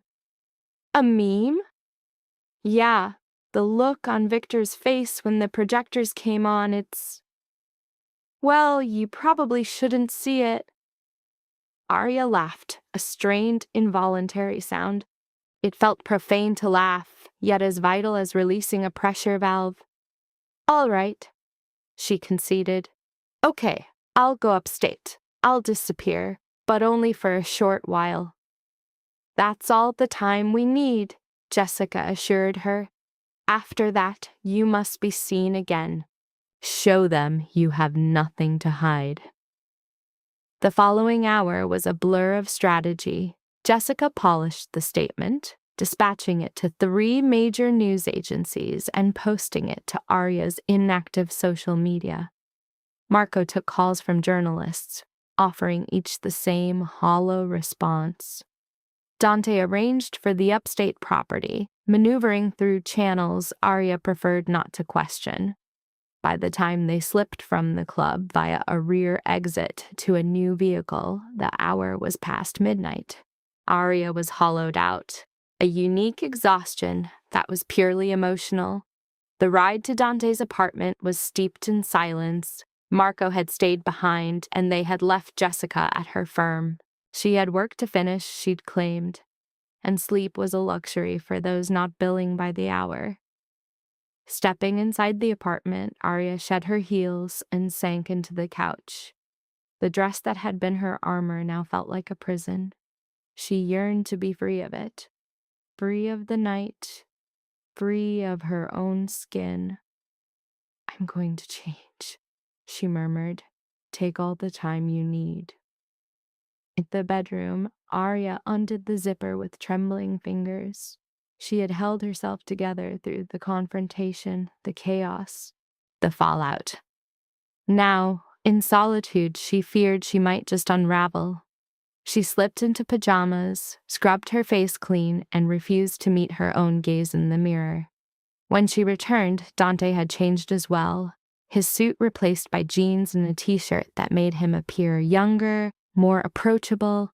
He had poured 2 glasses of wine and was gazing out the window at the cityscape. Can't sleep? She asked.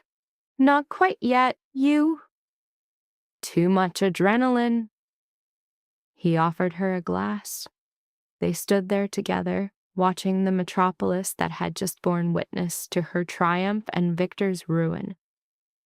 Do you have any regrets? Dante asked after a long pause. About what? Any of it. The gala, the public exposure, bringing him down so openly.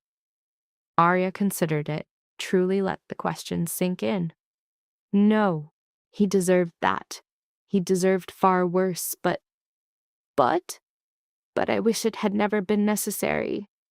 I wish he had been the man I thought I was marrying. I wish the last 5 years of my life had not been a lie. She sipped her wine. I wish I had known sooner.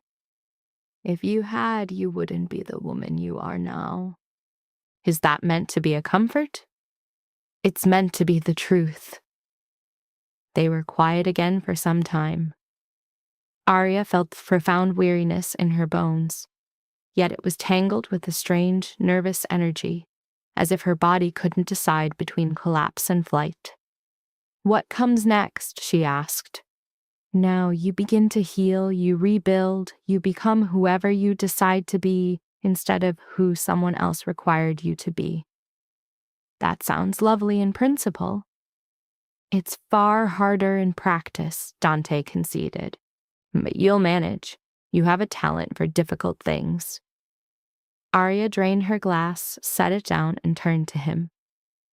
Why are you truly helping me? She asked. The real reason, not the business deal, not the partnership. Why? Dante remained silent for a long, heavy moment. Because I see a reflection of my own past in you. A decade ago, I stood on this very precipice, destroyed by betrayal, with enough rage to set the world ablaze and the cold intellect to do it methodically. I had to navigate that darkness alone. You will not.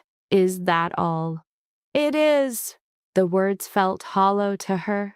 A truth remained veiled in his gaze, something he kept hidden, but she was too weary to draw it out. My thanks, she offered again. Do not thank me. We are allies now. Allies do not offer thanks for doing what must be done. Is that what this is? Your duty? His composure flickered. No, but I am not yet able to name what it truly is. His frankness was disarming. Arya searched his features, the hard planes, the shadowed eyes, the immense control that would sometimes crack, revealing something warmer beneath. Very well, she finally breathed. When you can speak of it. A silent accord settled between them, the city lights shimmering far below. The future was a terrifying void, yet it thrummed with a strange, impossible promise. Then her phone vibrated, a violation of the quiet. And again, she pulled it out. 53 new messages, 112 notifications, 3 missed calls from anonymous numbers. You ought to silence that, Dante advised. I know. But she found herself scrolling regardless. Most were ghosts from a life she'd left behind. Old colleagues, former confidants, souls who had vanished when she stepped into Victor's world, becoming his shadow. Now they crawled back, offering hollow support, or seeking answers, or just wanting to touch the embers of the drama. One name brought her to a halt. It was Catherine, the board member who challenged Victor at the gala. 2 words. Call Monday. What is it? Dante asked. The board wishes to speak with me. Regarding? I don't know, but it must be about the company's fate. Do you still care for the company's fate? Arya considered this. Did she? She had forged it, yes, poured 5 years of her existence into its success. But it had also been the cage that held her, the testament to Victor's ego, built upon her unseen labor. I don't know, she said, her voice laced with honesty. Ask me again when I have slept. Understood. She switched her phone off, letting it fall to the counter with a quiet thud. I'm going to find what rest I can, she said. Wake me if everything falls apart. Everything has already fallen apart, Dante replied. This is merely the aftermath. A genuine laugh escaped Arya, not the bitter, empty sound of before. You are truly dreadful at this. I know. She left him by the window's expanse and sought her bed. The sheets felt cool against her skin, the mattress a welcome reprieve. She closed her eyes, praying for oblivion. It refused to come. Instead, the night's events played on an endless, torturous loop. Victor's expression as the screens came alive, Lena's anguish, the venomous whispers, and the singular moment she had risen and claimed her creation. She had prevailed. She had truly prevailed. So why did this victory feel so profoundly incomplete? Arya awoke to sunlight searing through curtains she hadn't drawn. A dull ache pulsed in her head, and her mouth was a desert of regret and fine wine. She reached for her phone instinctively, then recalled it was powered down. A good decision. Her past self had been looking out for her. The apartment was still. She padded into the kitchen to find a note on the counter in Dante's meticulous script. Went to see to a few matters. There's coffee. Leave your phone off. D. The coffee was still warm. Arya poured a mug and took it at the window. Sunday morning in the city appeared deceptively peaceful. People walking their dogs, runners on the pavement below, couples on their way at brunch. As if the world hadn't just witnessed her annihilate her husband's kingdom on a live feed. She was supposed to feel something, a sense of triumph, of release, of justice served. All she felt was a bone-deep exhaustion. Her phone rested the counter, an unexploded ordnance. She watched it for a long moment before surrendering and turning it on. The alerts flooded in, an overwhelming tide, hundreds, perhaps thousands. Her inbox was drowning. Her social media, silent for years, had erupted with new followers, comments, and messages from strangers offering either solace or condemnation, or marriage proposals from men who found a wife's revenge alluring. She scrolled, detached, until one email snagged her attention. The subject line was stark. "We must speak. Catherine Reeves, Hale Enterprises Board." Arya opened it. "Ms. Stone, I trust you are inundated, so I will be direct. The board held an emergency session last night. Victor is on indefinite leave, pending the SEC's inquiry. We require leadership now, and to be blunt, you are the only one who truly understands this company's inner workings. Could we meet? Tomorrow, 10 a.m., my office. I believe you will find our proposal compelling. Catherine Reeves." Arya read it once, twice, a third time. They wanted her. Not as Victor's unseen partner, but as... What? A new CEO? A fixer? The person to sweep up the shards of his broken legacy? She was still staring at the screen when Dante returned, carrying bags that smelled of a fresh morning meal. "You turned on your phone," he observed. "You don't command me."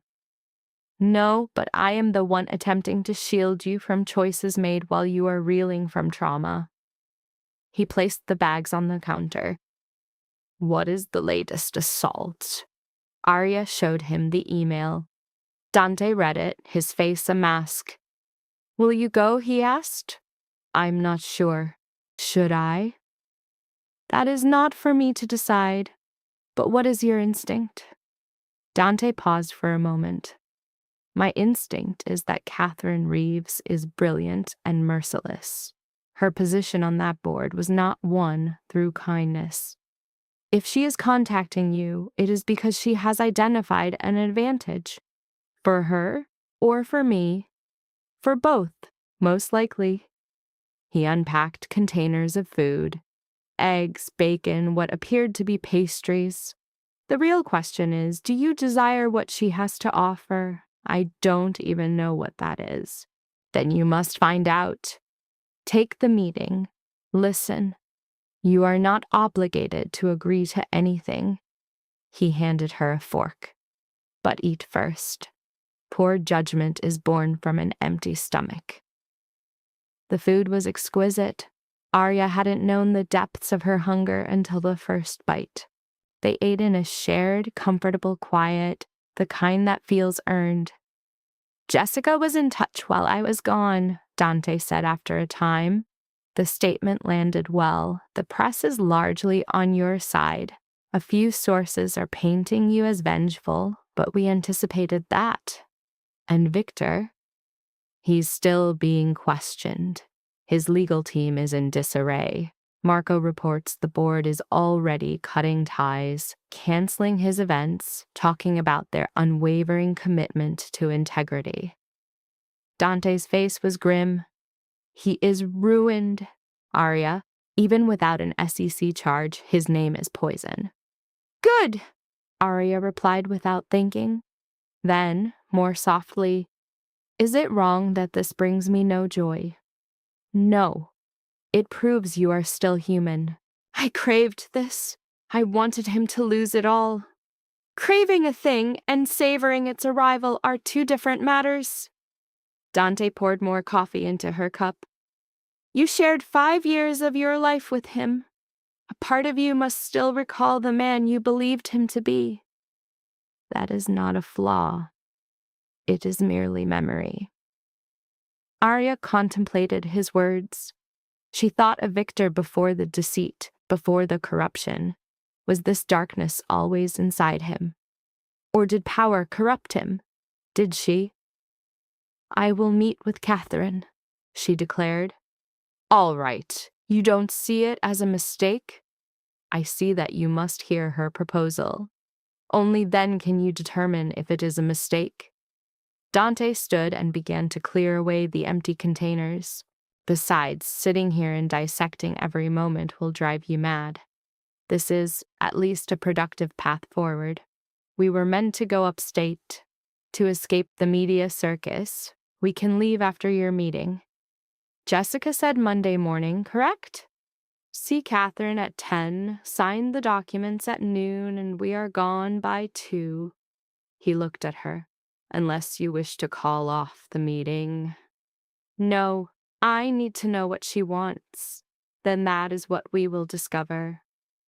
The remainder of Sunday felt unreal, a strange, suspended moment in time. Arya attempted to find calm but failed.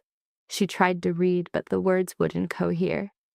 At last she opened her laptop and began to sift through old files. 5 years of her soul poured into Hale Enterprises.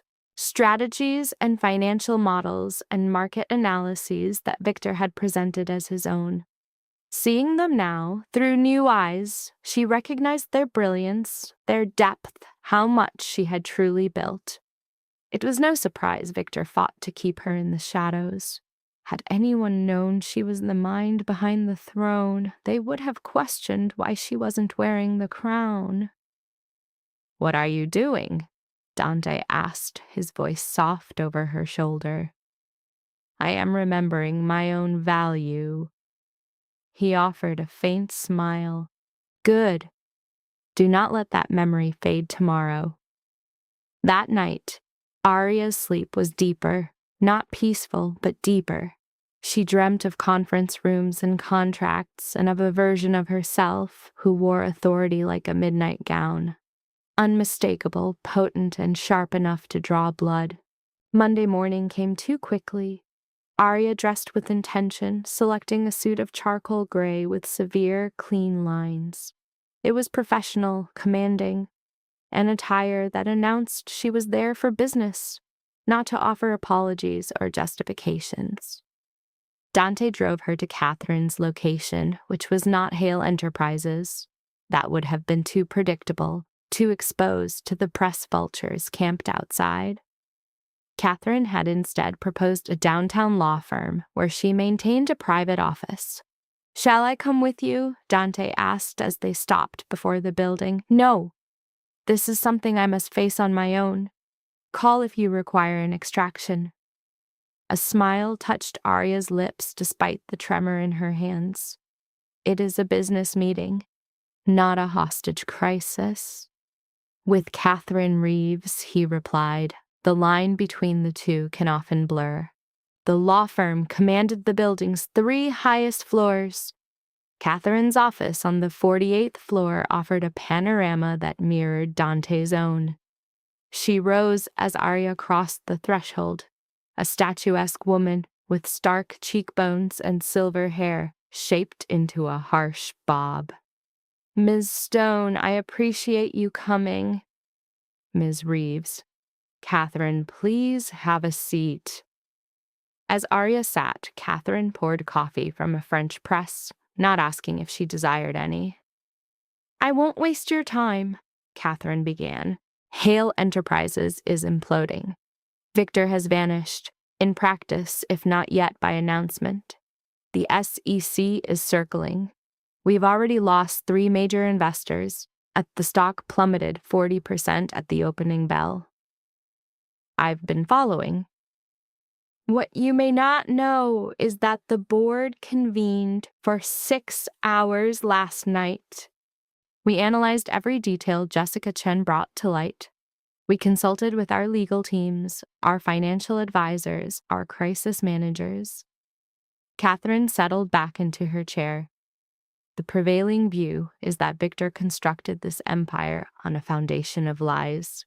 Your lies, to be precise, the work he passed off as his own. That is accurate. This means that from a legal, ethical, and operational standpoint, your claim to lead is stronger than anyone's on the current payroll. Catherine's gaze was piercing. We're prepared to offer you the role of CEO. Arya had anticipated this, felt it coming since she first saw the email, but hearing the words spoken aloud, felt disconnected from reality. For what reason? She breathed. Because you are the one person who can salvage this company. You understand the vision, the negotiations, the key players. You were its architect. You can be its savior. Or I could watch it burn and begin anew somewhere else. Indeed, you could, Catherine conceded. Dante Moretti would welcome you without a second thought. But is that what you truly desire? To see Victor's colossal failure annihilate something you poured 5 years of your life into creating? The argument was potent, strategically brilliant. Arya recognized the tactic, an appeal to her pride, her sense of creation, her longing to see her vision survive its corruption. What are the conditions? She inquired. Catherine pushed a folder across the polished desk. The CEO title, complete executive power, a salary befitting the position. We are discussing 7 figures plus considerable stock options. You'd answer to the board, but with most of them scrambling to save themselves, your autonomy would be substantial. Arya opened the dossier. The figures were staggering, more than just impressive. This was the kind of money that remakes a life. And what is your stake in this? She asked. A business that doesn't collapse. A chief executive who possesses actual competence. And on a personal level, Catherine's smile was a thin, sharp line. The profound satisfaction of seeing the men who enabled Victor's deception now answer to the very woman they overlooked for 5 years. You didn't overlook me. No, but I also remained silent. I saw the signs, noticed how the most brilliant strategies always emerged from Victor's department, yet were never attributed to a specific person. I failed to ask the right questions. Catherine's face grew stern.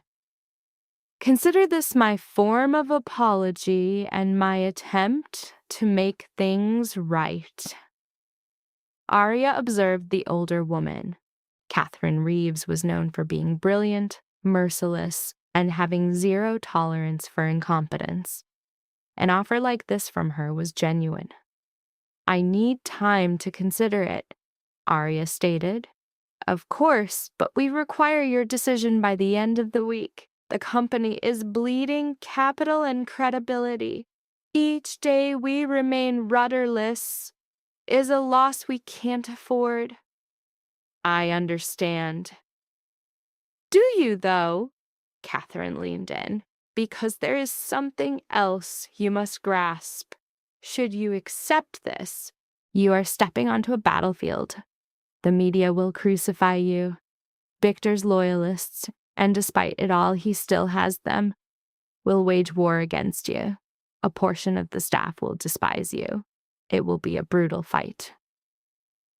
I'm aware of that. Are you?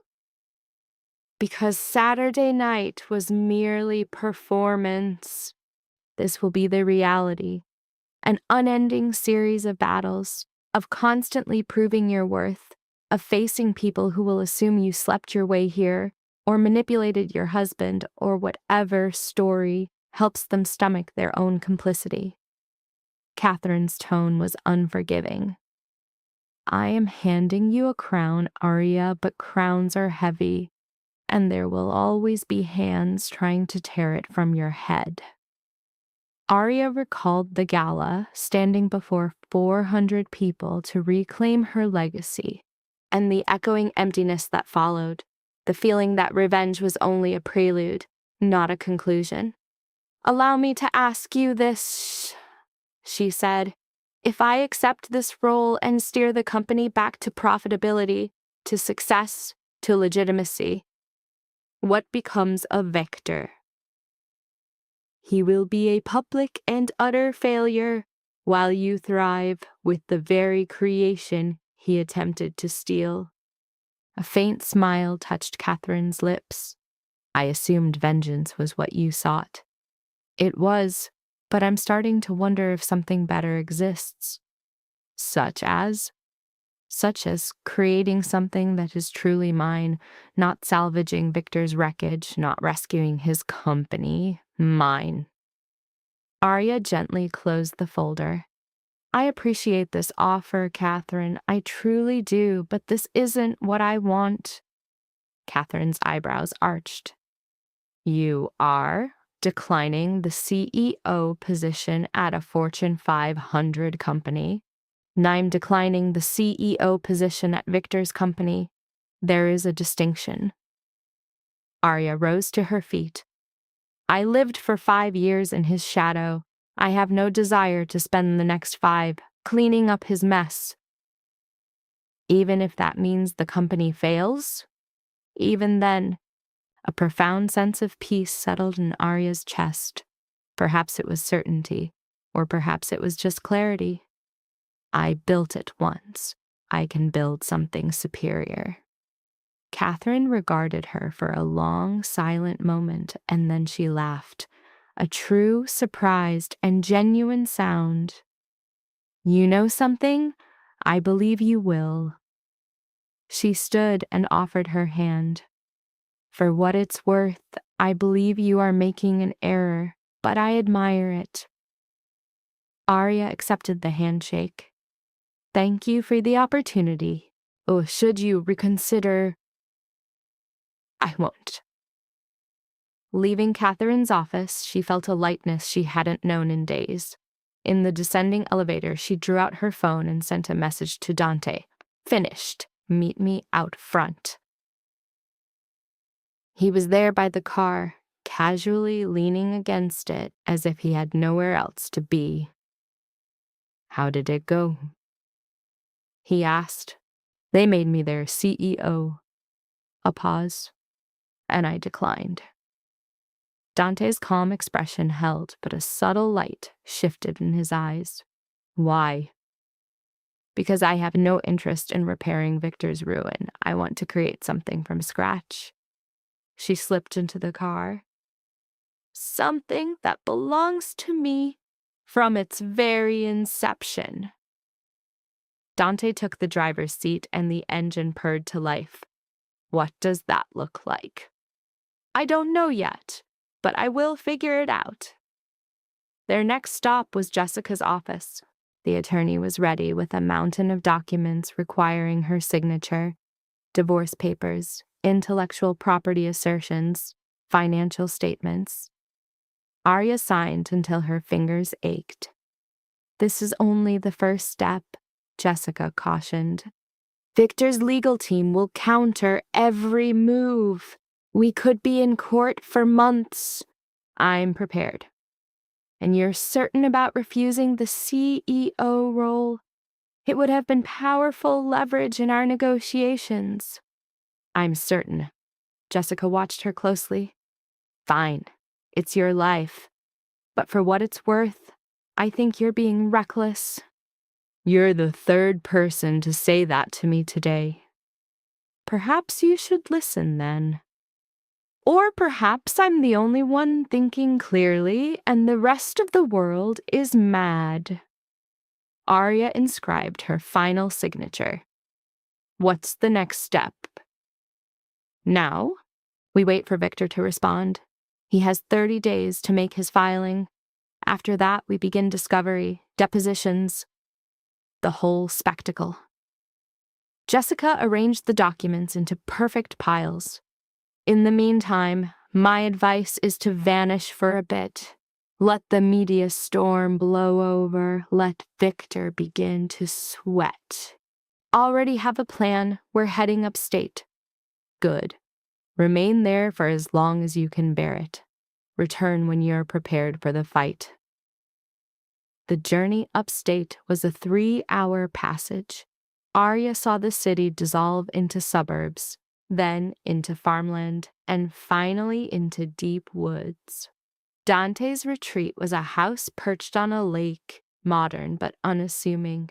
It was all glass and timber with views of water that seemed to touch the sky. "Is this where you escape the world?" Arya inquired as they arrived. "This is where I come to remember what's real." The interior was furnished with a clean simplicity, comfortable but not lavish. A fire was already set in the hearth. The kitchen was provisioned, and fresh towels were in the bathroom. "How long are we staying here?" Arya asked. "For as long as you require." She drifted to the window. The lake was a placid sheet of glass, mirroring the clouds and the sky perfectly. No people, no cameras, no questions she was not ready to answer. "I'm supposed to feel relieved," she murmured, "but you don't." "I feel as if I'm running." "You aren't running, you are repositioning." Dante moved to stand beside her. "There is a distinction." "Is there?" "Running is an act of retreat. Repositioning is an act of strategy." He paused. "What truly happened at Catherine's office?" Arya recounted the offer, the conditions, and her refusal. As she spoke, she watched his reflection in the glass, searching for a clue to his thoughts.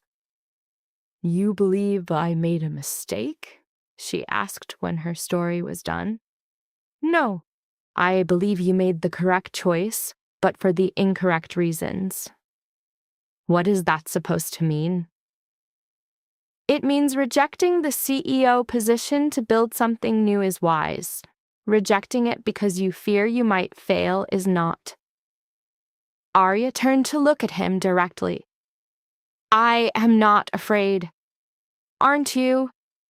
"No, I am just—" She trailed off. What was she afraid of? Was it failure, or was it success? Was it becoming a mirror of Victor? I refused to be defined by him any longer, accepting that job, running his company. Even if I made it thrive, I would forever be in his shadow, forever the woman who salvaged Victor Hale's crumbling empire. I want something of my own. "Okay," Dante said. "Is that all? Just okay?"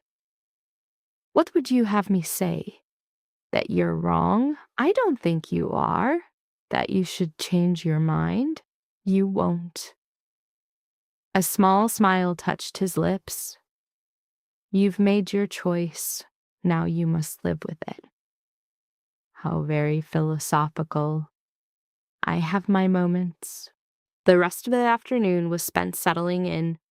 Arya moved through the silent house, her small bag unpacked, but her soul remained unsettled. Peace felt like a foreign concept.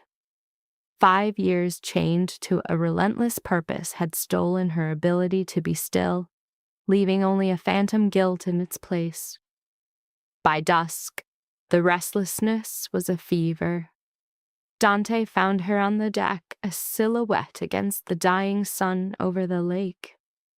"The quiet doesn't suit you?" he asked.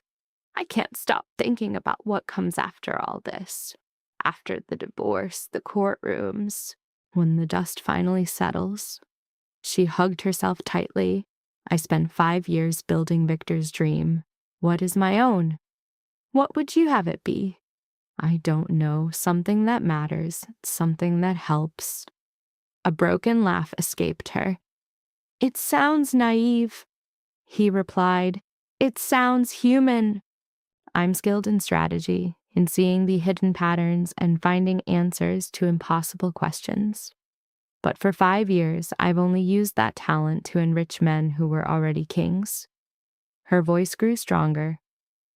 "Perhaps I want a different path, a new purpose." "Such as?" I don't know yet. Maybe consulting for companies that are desperate for a lifeline. Startups led by visionaries without the experience. Businesses run by women, by minorities, the ones the old guard always ignores. The ideas took shape as she spoke them, becoming real. I could build my own firm. Small at first, highly selective, taking on only the clients I truly believe in. That path isn't paved with gold. It doesn't need to be, not in the beginning. I'll have the settlement from Victor. I have my savings. She turned, her eyes meeting his in the twilight. And I'll have a partner who once said he wanted to work with me. I did say that. Did you mean it? I don't speak words I do not mean. Then invest in me, in my firm, in this vision. A flicker of life sparked in Arya's chest, the first genuine warmth she had felt since that cold night at the gala. You need to diversify, to legitimize your own empire. This could be the way. Dante watched her, his face a mask of shadows. What is the proposal? Strategic consulting for overlooked ventures. I bring the knowledge, you bring the capital and the connections. We focus on the innovators, the women and minorities that traditional VCs pass over. We take our payment not in cash, but in equity. When they rise, we rise with them, and when they fall, we learn. The success rate for startups is perhaps 30%. But for those with seasoned strategic counsel, it climbs closer to 60. I know the numbers. Arya could feel the new shape of her life forming in the darkness, something that was entirely hers. We would be discerning, only choosing those with undeniable potential. When we win, the victory will be absolute. And if we lose, then we lose together. Dante was silent for a long moment as the first stars began to pierce the veil of night. All right, he said at last. All right, I will invest, but on 2 conditions. What are they? 1, we are true partners, equal shares, equal authority. I have no desire to be a silent backer who merely signs checks. Agreed. And second, he paused. Second, you must cease questioning if you are worthy of this. You built an empire from nothing once before. You will do it again, but only if you believe it possible. Something that had been coiled tight in Arya's chest finally released. Deal. They sealed it with a handshake, a formal binding act that marked the start of a new chapter. The days that followed were a blur of creation. Fueled by a small army's worth of coffee from Dante's supplies, they worked from dawn until deep into the night, crafting business plans, scouting clients, and building financial projections. Arya felt a vibrancy she hadn't known in years. This was not Victor's vision. It was not a dream borrowed from another. This was hers. On Wednesday, the outside world intruded. Victor filed his response. Jessica stated, her voice stark. It's vicious. How vicious? He's painting you as a calculating manipulator, claiming you concealed your contributions to evade responsibility. That your ideas belong to him, your compensation being the marriage, the house, the life he gave you. Jessica's tone was like steel. He's contesting every single point. I expected as much. I know. But this will be a brutal fight. His attorneys are sharks. This is going to a full trial, Arya. It could take a year or even longer. Arya's gaze found Dante, who was watching her from across the room. All right, she breathed. Then we fight. Are you certain? You could still accept a settlement. Take the money, sign a non-disclosure, and vanish. I'm certain. Okay, I'll begin trial preparations. Jessica hesitated. One other thing. The news broke about you refusing the CEO role. It's everywhere. Some are calling you a fool, others a hero. And what do you call me? I call you my client, and I am going to ensure you win. After the call ended, Arya sat wrapped in silence. A year of legal warfare, a year of Victor's lawyers vivisecting her life, a year of headlines and judgment and public dissection. Having reservations? Dante asked quietly. No, just coming to terms with the battle I just enlisted for. She rose to her feet, stretching. But I'm seeing it through. Good, because I've already reached out to some potential clients for your firm. You what? 3 companies, all founded by women, all struggling with strategy and growth. I suggested you might be interested in consultation. He presented her with a list. I thought you could use a focus. Arya scanned the names. An ethical fashion brand, a tech startup for accessibility tools, a food distribution service for struggling neighborhoods. These are perfect, she whispered. I know. That's why I chose them. She looked up at him. Dante Moretti, a mafioso and a venture capitalist, who had agreed to a fictional engagement for a stranger and had somehow become her partner, her friend, something more she was not yet ready to define. Thank you, she said. Stop thanking me. We are partners. This is the work of partners. But it felt like something deeper than that. It felt as though someone had truly seen her for the first time in 5 long years. That night, sleep eluded Arya once more. She found Dante on the deck, staring into the lake's black mirror. You as well, she murmured. Planning tends to keep me awake. What are you planning? How to systematically ruin Victor's credibility without leaving my fingerprints. Jessica is effective, but she is bound by the law. I am not. Dante, I won't cause him physical harm, but damaging information has a tendency to surface if one knows where to unearth it. He glanced at her. Unless you would prefer I stay out of this. I should say yes. I should tell you to allow the lawyers to handle it. But I am weary of adhering to rules that constrain only me, while Victor operates without any. She stood beside him, leaning against the cold railing. What sort of information? Financial discrepancies, evidence of the shell corporations, proof of other ventures where he claimed credit for the work of others. It seems you were not the first. Dante's voice was frigid. He has a history. We need only to bring it into the light. That could utterly destroy him. Yes. Do you believe I should feel remorse for that?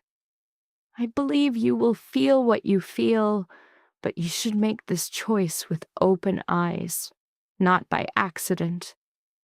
Arya thought of Victor, of Lena's grief, of the hollow ache after the gala and the grueling year that lay ahead. Do it, she said, her voice quiet but firm. Find it all, expose it all. I am finished shielding him from his own actions. You are sure? I am sure. They stood in the quiet, watching the moonlight shatter on the water's surface. Somewhere in the city, Victor was likely descending into panic. His lawyers were scheming, his empire beginning to crack, and here in the stillness, Arya was building something new, something better, something that was entirely her own. 3 months evaporated. 3 months of depositions, of discovery, of raising her consulting firm from the ashes of her old life, of finally learning to sleep without seeing Victor's face from the gala. The nightmares ceased around week 7. The guilt faded by week 9. By the 12th week, she no longer kept count. The firm, Stone Strategic, Dante had insisted she use her own name, not hide, had signed its first 3 clients. The sustainable fashion brand was outpacing all projections. The accessibility tech startup secured its Series A funding. The food distribution network had launched in 2 new cities. Arya's equity share was humble, but it was growing. More importantly, she was pouring her soul into work she believed in, with people who treated her as an equal, not a specter. Dante's network had been a revelation. He connected her to investors who kept their appointments, lawyers who answered her calls, and accountants who didn't patronize her. Being Dante Moretti's business partner commanded a respect that being Victor Hale's ex-wife never could. And being his fiancée, real or not, opened even more doors.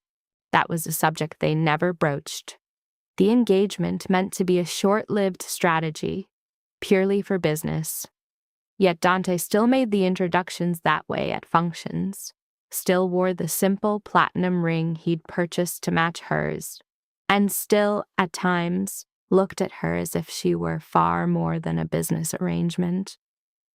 Arya told herself it was meaningless. She told herself she was far too preoccupied with rebuilding her life to contemplate what might happen after the divorce was etched in law.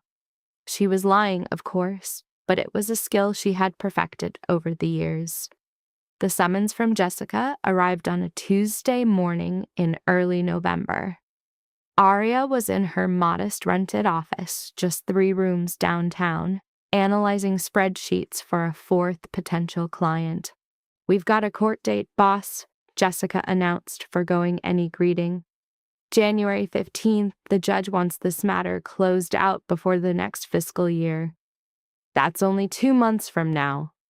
"I'm aware, which means our strategy needs to be locked in immediately. Victor's team is aggressively pushing for a settlement. They sense they're going to lose, but they're trying to control the fallout." Arya put her pen down. "What is their offer?" $50 million. Complete rights to all your intellectual property and a non-disclosure agreement that would bury this entire affair in silence forever. $50 million to quietly vanish. That's the essence of it, yes. 6 months ago, Arya might have entertained the thought. She might have taken the sum and fled. But 6 months ago, she was another person entirely, someone who still thought invisibility was a safer harbor than being seen. "No," she replied. "Are you sure? Because 50 million is a fraction of what was taken, and this NDA gags me. It stops me from warning others, from telling my own story." Arya's tone was unyielding. "No deal. We're going to trial." Jessica was silent for a beat. "Very well, then I need you back in the city.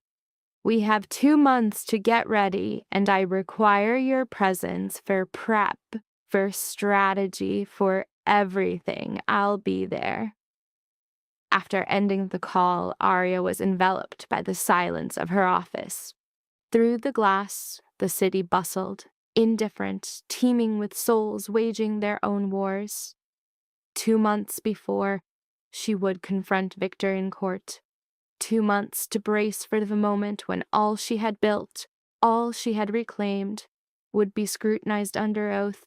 She ought to have been anxious, perhaps even terrified, but instead a sense of readiness settled over her.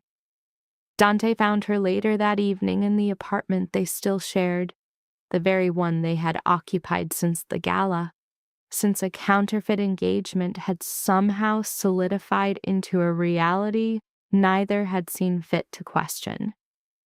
"Jessica called me as well," he mentioned, pouring a scotch. "The trial begins in January. I am aware. Are you all right?" "I'm fine, more than fine. I need this." He observed her closely.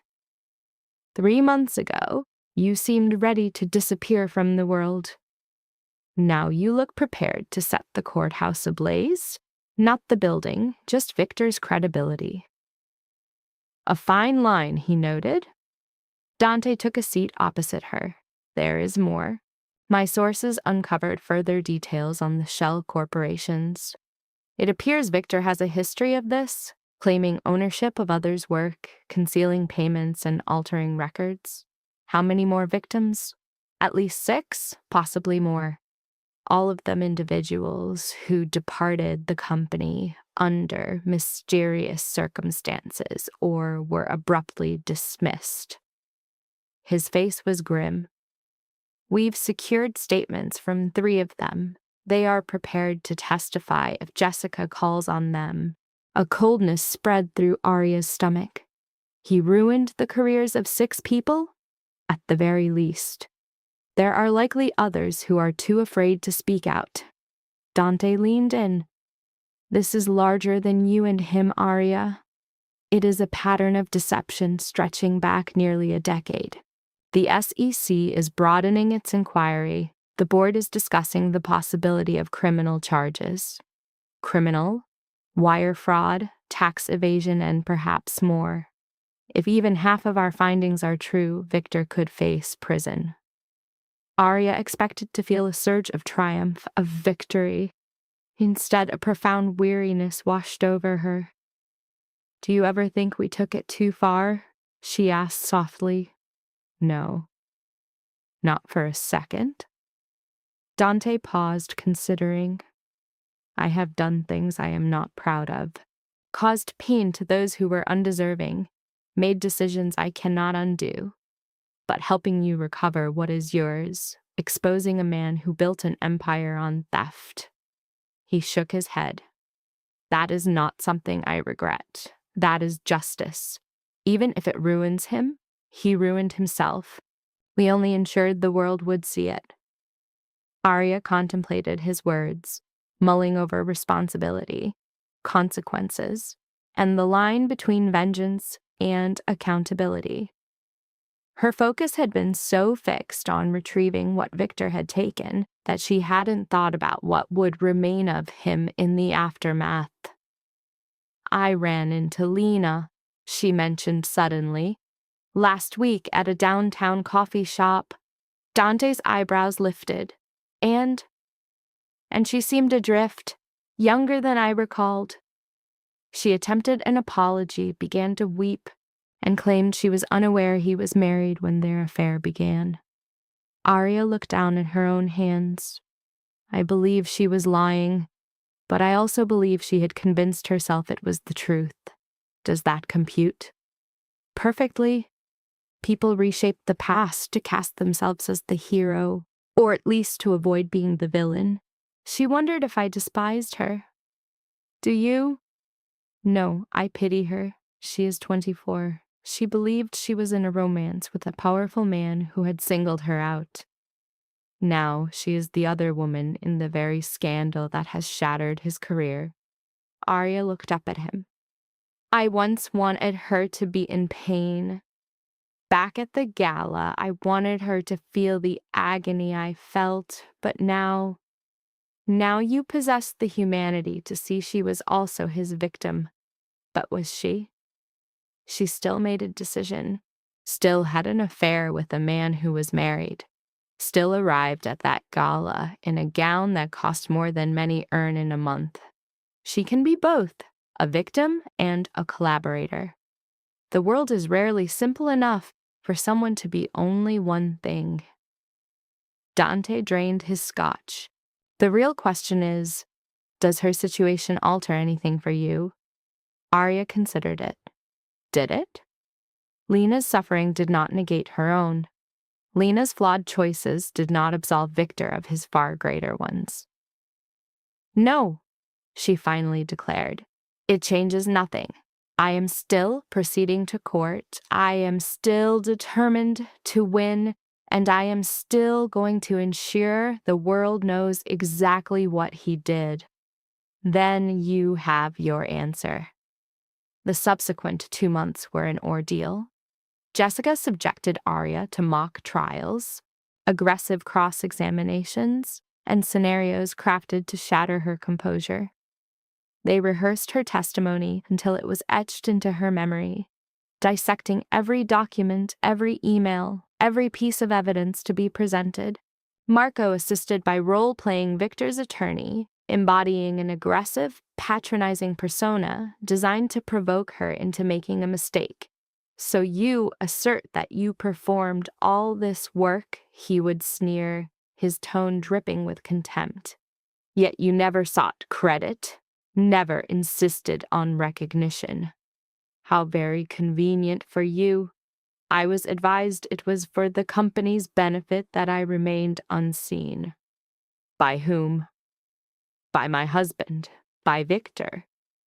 Yet you have no evidence of this conversation. I have 5 years of emails in which he explicitly instructs me not to be present at meetings, not to engage with investors, not to attach my name to projects. Emails that could be framed as a husband shielding his wife from a cutthroat business world. Or emails that could be framed as a man methodically erasing his wife's contributions to claim them for himself. Marco would escalate his attack. Jessica would interject, object, and redirect. They repeated the process until Arya could withstand any assault they mounted. Dante was a silent observer at some of these sessions, never taking part. Jessica advised it would be inappropriate, the fiancé training the witness, but he would sit at the back of the room and watch. Afterward, he would take her home and let her unload her frustrations. I felt like striking Marco today, she would confess. That is the intention. I am aware. It doesn't make it any less infuriating. Good. Channel that fury in court. Victor's actual lawyers will be more vicious than Marco. Allow them to anger you, and then use that anger to be precise. The advice was sound. Arya learned to transform her rage into sharp clarity, to use their questions as fuel rather than letting them derail her. By December, she was prepared. The week before Christmas, Victor's name appeared on her phone. After months of silence, Arya stared at the screen, nearly letting it go unanswered. But curiosity took hold. "What is it you want?" she asked. "Arya." His voice was ragged, weary. "I have to speak with you. We have nothing left to discuss. Anything you need to say can be relayed through Jessica. Please, just 5 minutes, face to face, somewhere public." She knew she should refuse, should disconnect the call and block his number, yet she heard herself agree. Where? "The coffee shop, the one by our old place, tomorrow at 2 o'clock. Fine, 5 minutes. She ended the call before he could add anything more. "You're not seriously considering going," Dante said. He had been standing in the doorway, having overheard the entire exchange. "I am." "For what reason?" "I need to hear what he has to say, what rationalization he has constructed, what narrative he is telling himself that places the blame on me. It is a terrible idea." "Probably, but I am going nonetheless." She looked at him. "You could join me. Sit separately, just to ensure he doesn't try anything. He will not attempt anything in a crowded coffee shop. Then there is no risk in your being there." Dante let out a sigh. "Agreed. But if he brings you to tears, I will break his jaw. It's a deal." The following day, Arya entered the coffee shop 5 minutes early, chose a conspicuous table by the window, and ordered a coffee she had no intention of drinking. Victor walked in at exactly 2 o'clock. He appeared ravaged. He was thinner than she recalled, his suit draped loosely over his frame, with deep shadows beneath his eyes. He had aged 10 years and 3 months. "Thank you for meeting me," he began, taking the seat across from her. "You have 5 minutes. "I wish to settle," Jessica informed me. "I refused." "Arya, please, this trial will obliterate us both. The press, the testimony, all that will surface. All that will surface will be the truth. If the truth frightens you, that is your own cross to bear." Victor winced. I made errors. I am aware of that. I should have acknowledged your contributions. Should have regarded me as a partner, not a subordinate. Should have valued my work. Should have refrained from sleeping with your secretary. Arya's voice was devoid of emotion. Yes, Victor. There are many things you should have done. I was in love with you. No, you were not. You were in love with my utility to you. There is a distinction. He fell silent for a moment. I am going to lose it all, am I not? Yes. The company, my name, perhaps even my liberty if the SEC indicts me. Yes. And you can live with that. Arya contemplated the question, truly considered it.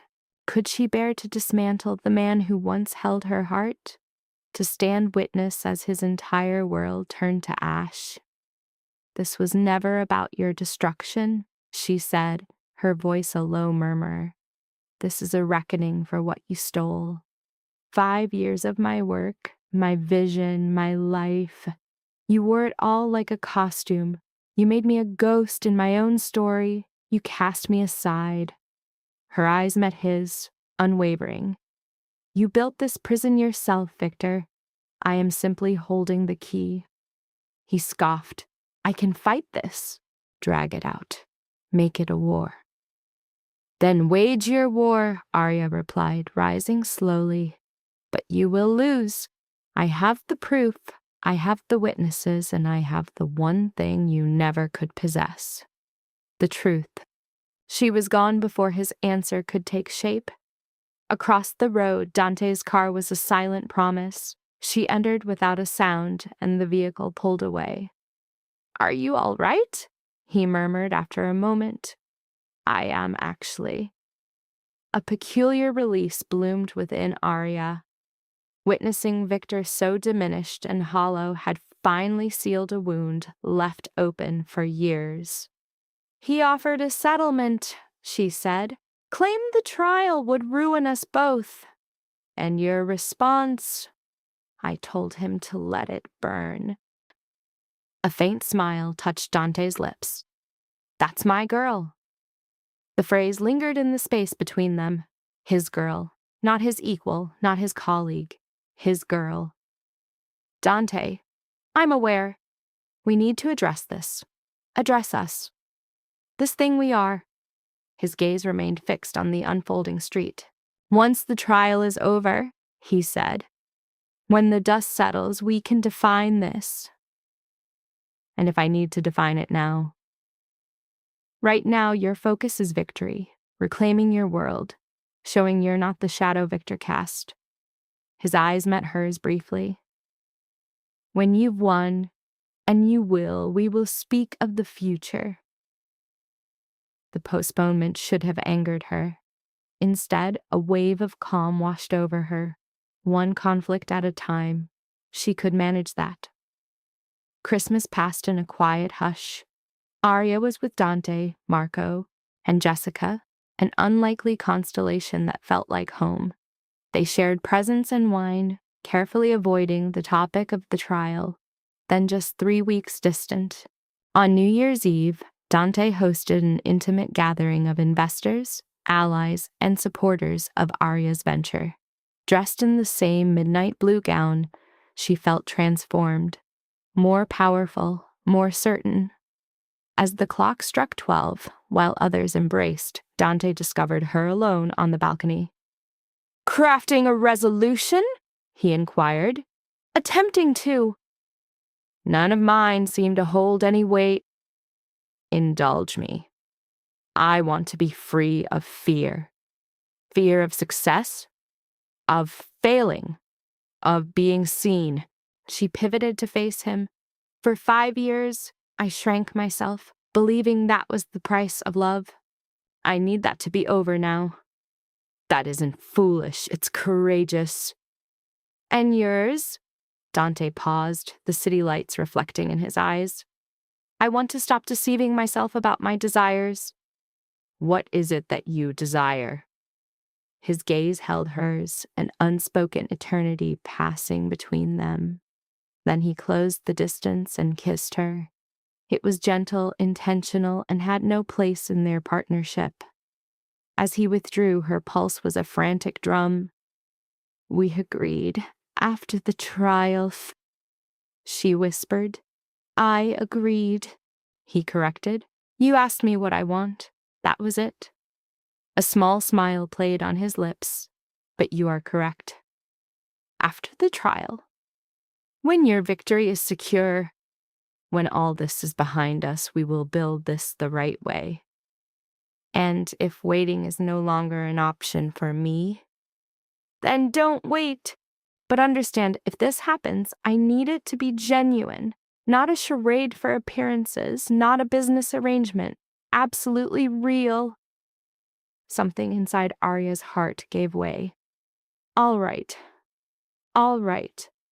After the trial, we do this right." They remained there as the party faded, their words weaving a tapestry of possibilities, the future a silent vow. January 15th dawned crisp and cold. Arya wore a gray suit, an armor of professionalism that offered no apology. Jessica greeted her on the courthouse steps. "Prepared?" her counsel asked. "As I can be." The chamber within was a sea of faces. Media filled the gallery. Victor's legal team radiated costly confidence. Board members were sprinkled through the room. Some loyal, some self-preserving, others merely spectators to the drama. At his table, Victor seemed diminished, isolated. Lena was absent, as were the friends he once had. He'd incinerated his alliances with remarkable speed. The ordeal spanned 3 days. 3 days of sworn statements and brutal questioning, the evidence laid bare. Jessica was a master strategist, her assault so systematic that Victor's own team showed signs of wear. Arya took the stand on day 2. Her answers were exact. There were no tears, no outbursts, nothing they could twist into a weapon. When their lawyer painted her as a schemer, asking, "Did you not conceal your work to seize the glory later?" she held his gaze and answered, "No. I concealed my role at my husband's direction. He insisted it was what the company needed. It was because I had faith in him." More voices joined hers. 3 past employees recounted the same corrosive pattern: stolen ideas, usurped credit, and professional ruin for those who protested. Specialists traced the flow of money through phantom corporations. Marco himself confirmed he'd tried recruiting Arya for years, as the industry knew she was the true genius. Victor's counter-argument was fragile. He spoke of shared assets, of payment through a lavish life, of a joint effort. The proof against him, however, was a tidal wave. The digital trails, the legal documents, the recorded meetings where her voice led and his pen followed. On the 3rd day, the court recessed. 2 hours passed, and Victor's counsel asked to negotiate terms. Their offer was $150 million. Complete ownership of her creations. No gag order, a formal admission of her role. Jessica met Arya's gaze. "This is a strong offer. A ruling from the bench might grant less. Your thoughts?" "My thought is your victory is already sealed. See, the world has seen the truth. This was broadcast, dissected by every financial journalist in the nation. Accepting their terms simply hastens the conclusion." Arya considered her choices. The slow satisfaction of a judicial decree against the swift peace of finality. "Counter," she stated. $200 million, a public mea culpa. And he is to step down from every single board, position, and company he is tied to. Entirely. A smile bloomed on Jessica's face. I will place the call. The agreement was struck at $180 million, a formal apology, and Victor's total departure from Hale Enterprises. The judge ratified it before day's end. Outside, before a barricade of lenses, Arya approached the podium. I am thankful that this matter has been resolved. She read from the paper Jessica provided. More than that, however, I am thankful I could share my truth.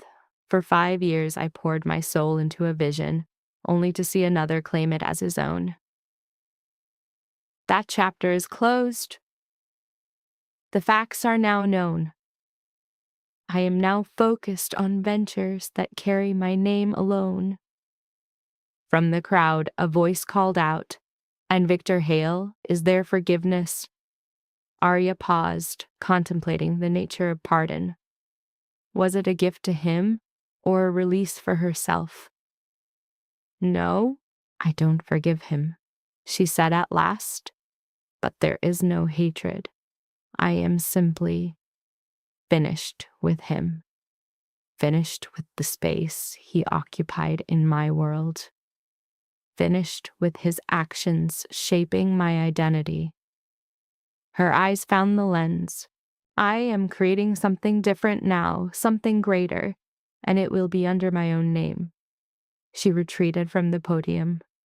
On the periphery of the chaos, Dante stood waiting. As she came to him, their hands intertwined. "And how do you feel?" he murmured. "Unburdened." They departed the courthouse as one. Behind them, a storm of questions and camera flashes erupted. The narrative would be everywhere for a time. But Arya never glanced behind her. 6 months on, Stone Strategic had 12 employees and 8 clients, with a queue of others eager for her insight. The fashion venture was now publicly traded.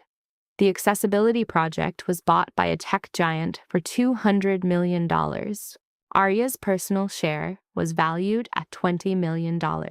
Her offices were now in the same tower as Dante's main operations, distinct yet joined. Allies in commerce and in heart. The promise between them had solidified sometime in March, and they formalized it in April.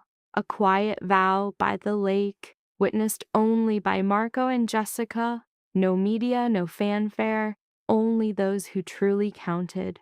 She retained her name, her autonomy, her drive to create. Victor had vanished completely from the public stage. Word was he was in Boston, a consultant at a smaller firm taking orders.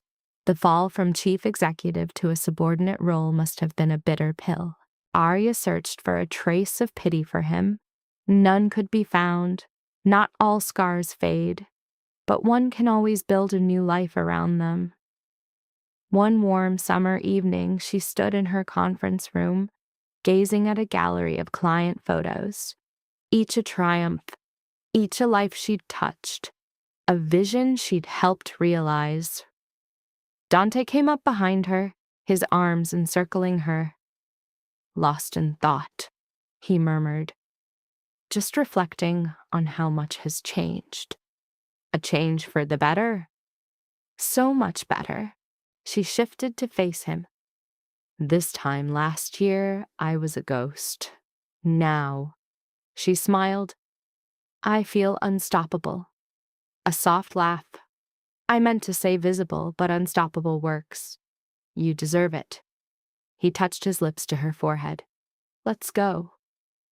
"Marco has arrived. He's here to toast the Castellane deal. But we didn't acquire Castellane." "No, but 3 of our partners are purchasing parts of it since it became available. Marco calls it poetic justice. Then again, Marco sees poetry in everything." "True. This time, however, he is correct." They exited together. In the foyer, Marco was already uncorking champagne, though it was only 6 o'clock.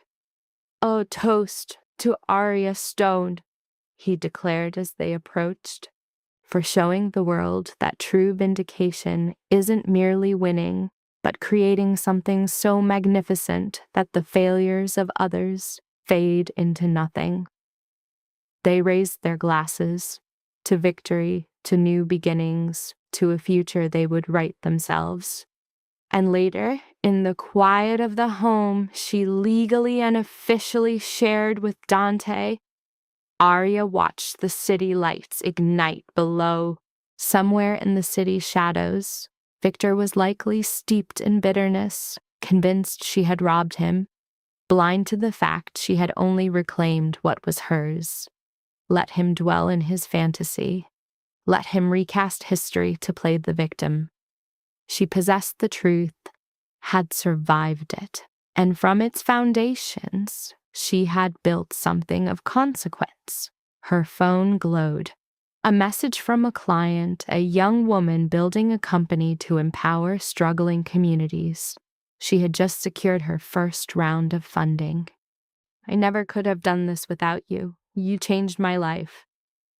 A faint smile touched Arya's lips. She typed back, "No, you changed your own life. I just helped you find the tools." It was a lesson she'd learned in the dark about the nature of power. True power isn't found in control or in stolen credit or in making others smaller to feel tall. It is in the act of building, in using your own light to help another flame catch, in being seen not because you crave the spotlight, but because your presence gives others permission to step out of the shadows. Victor never understood. His idea of power was domination. He was wrong. Arya had spent 5 years as a phantom, building another's dream. Now she stood in the light, helping others build theirs. That contrast between being hidden and being seen, used and valued, a ghost and a force, made every scar worth it. She had lost 5 years to a man's ego, but in the wreckage, she had found herself, sharp, driven, and finished with apologizing for her own existence. The woman who stood in his office 6 months ago, hands trembling, was a stranger now. That woman was broken, betrayed, and terrified. This woman was none of those things. This woman was liberated. And freedom, Arya now knew, was the coldest, most perfect form of revenge. Dante's arms wrapped around her waist from behind. "What are you thinking about?" he asked softly. "About the strange poetry of how the worst chapter of my life led to the very best one." "How so?" "Victor's betrayal demolished the life I thought I wanted, only to reveal the one I truly needed." She leaned into his embrace. If he had never thrown me away, I would have stayed in his shadow, forever making myself smaller to protect his empire. "Do you regret any of it?" The question made her pause. She remembered the rage, the sleepless nights, the brutal court battles, the final moment she watched Victor's world implode. "No," she said at last. "I wish it had never been necessary, but I don't regret my fight. I don't regret taking back what was mine, and I don't regret building something new from the ruins." "Good," he murmured, "because you're brilliant at it." She turned to face him. "We are brilliant at it. We're partners." "Partners," he agreed, and then he kissed her. Outside, the city hummed its endless song of a million different struggles, a million different dreams. Somewhere in that hum, another woman was likely discovering a betrayal that would shatter her world. Another soul was realizing they had been rendered invisible by someone who claimed to love them. Arya hoped they found their way through the darkness, hoped they found their anger, their strength, and their refusal to be erased, because that was the real story. It wasn't about revenge or destruction. It was about reclamation. The sacred act of taking back what was stolen, of refusing to be a ghost, of building something so profoundly yours that no one could ever claim it again. Victor had tried to make her invisible. Instead, he made her indestructible. And that, Arya reflected, was the only ending that ever truly mattered. Not because she had won, though she had. Not because he was ruined, though he was. It was because she had finally become the person she was always meant to be. Visible, powerful, and utterly her own. The rest was just static, fading into the night.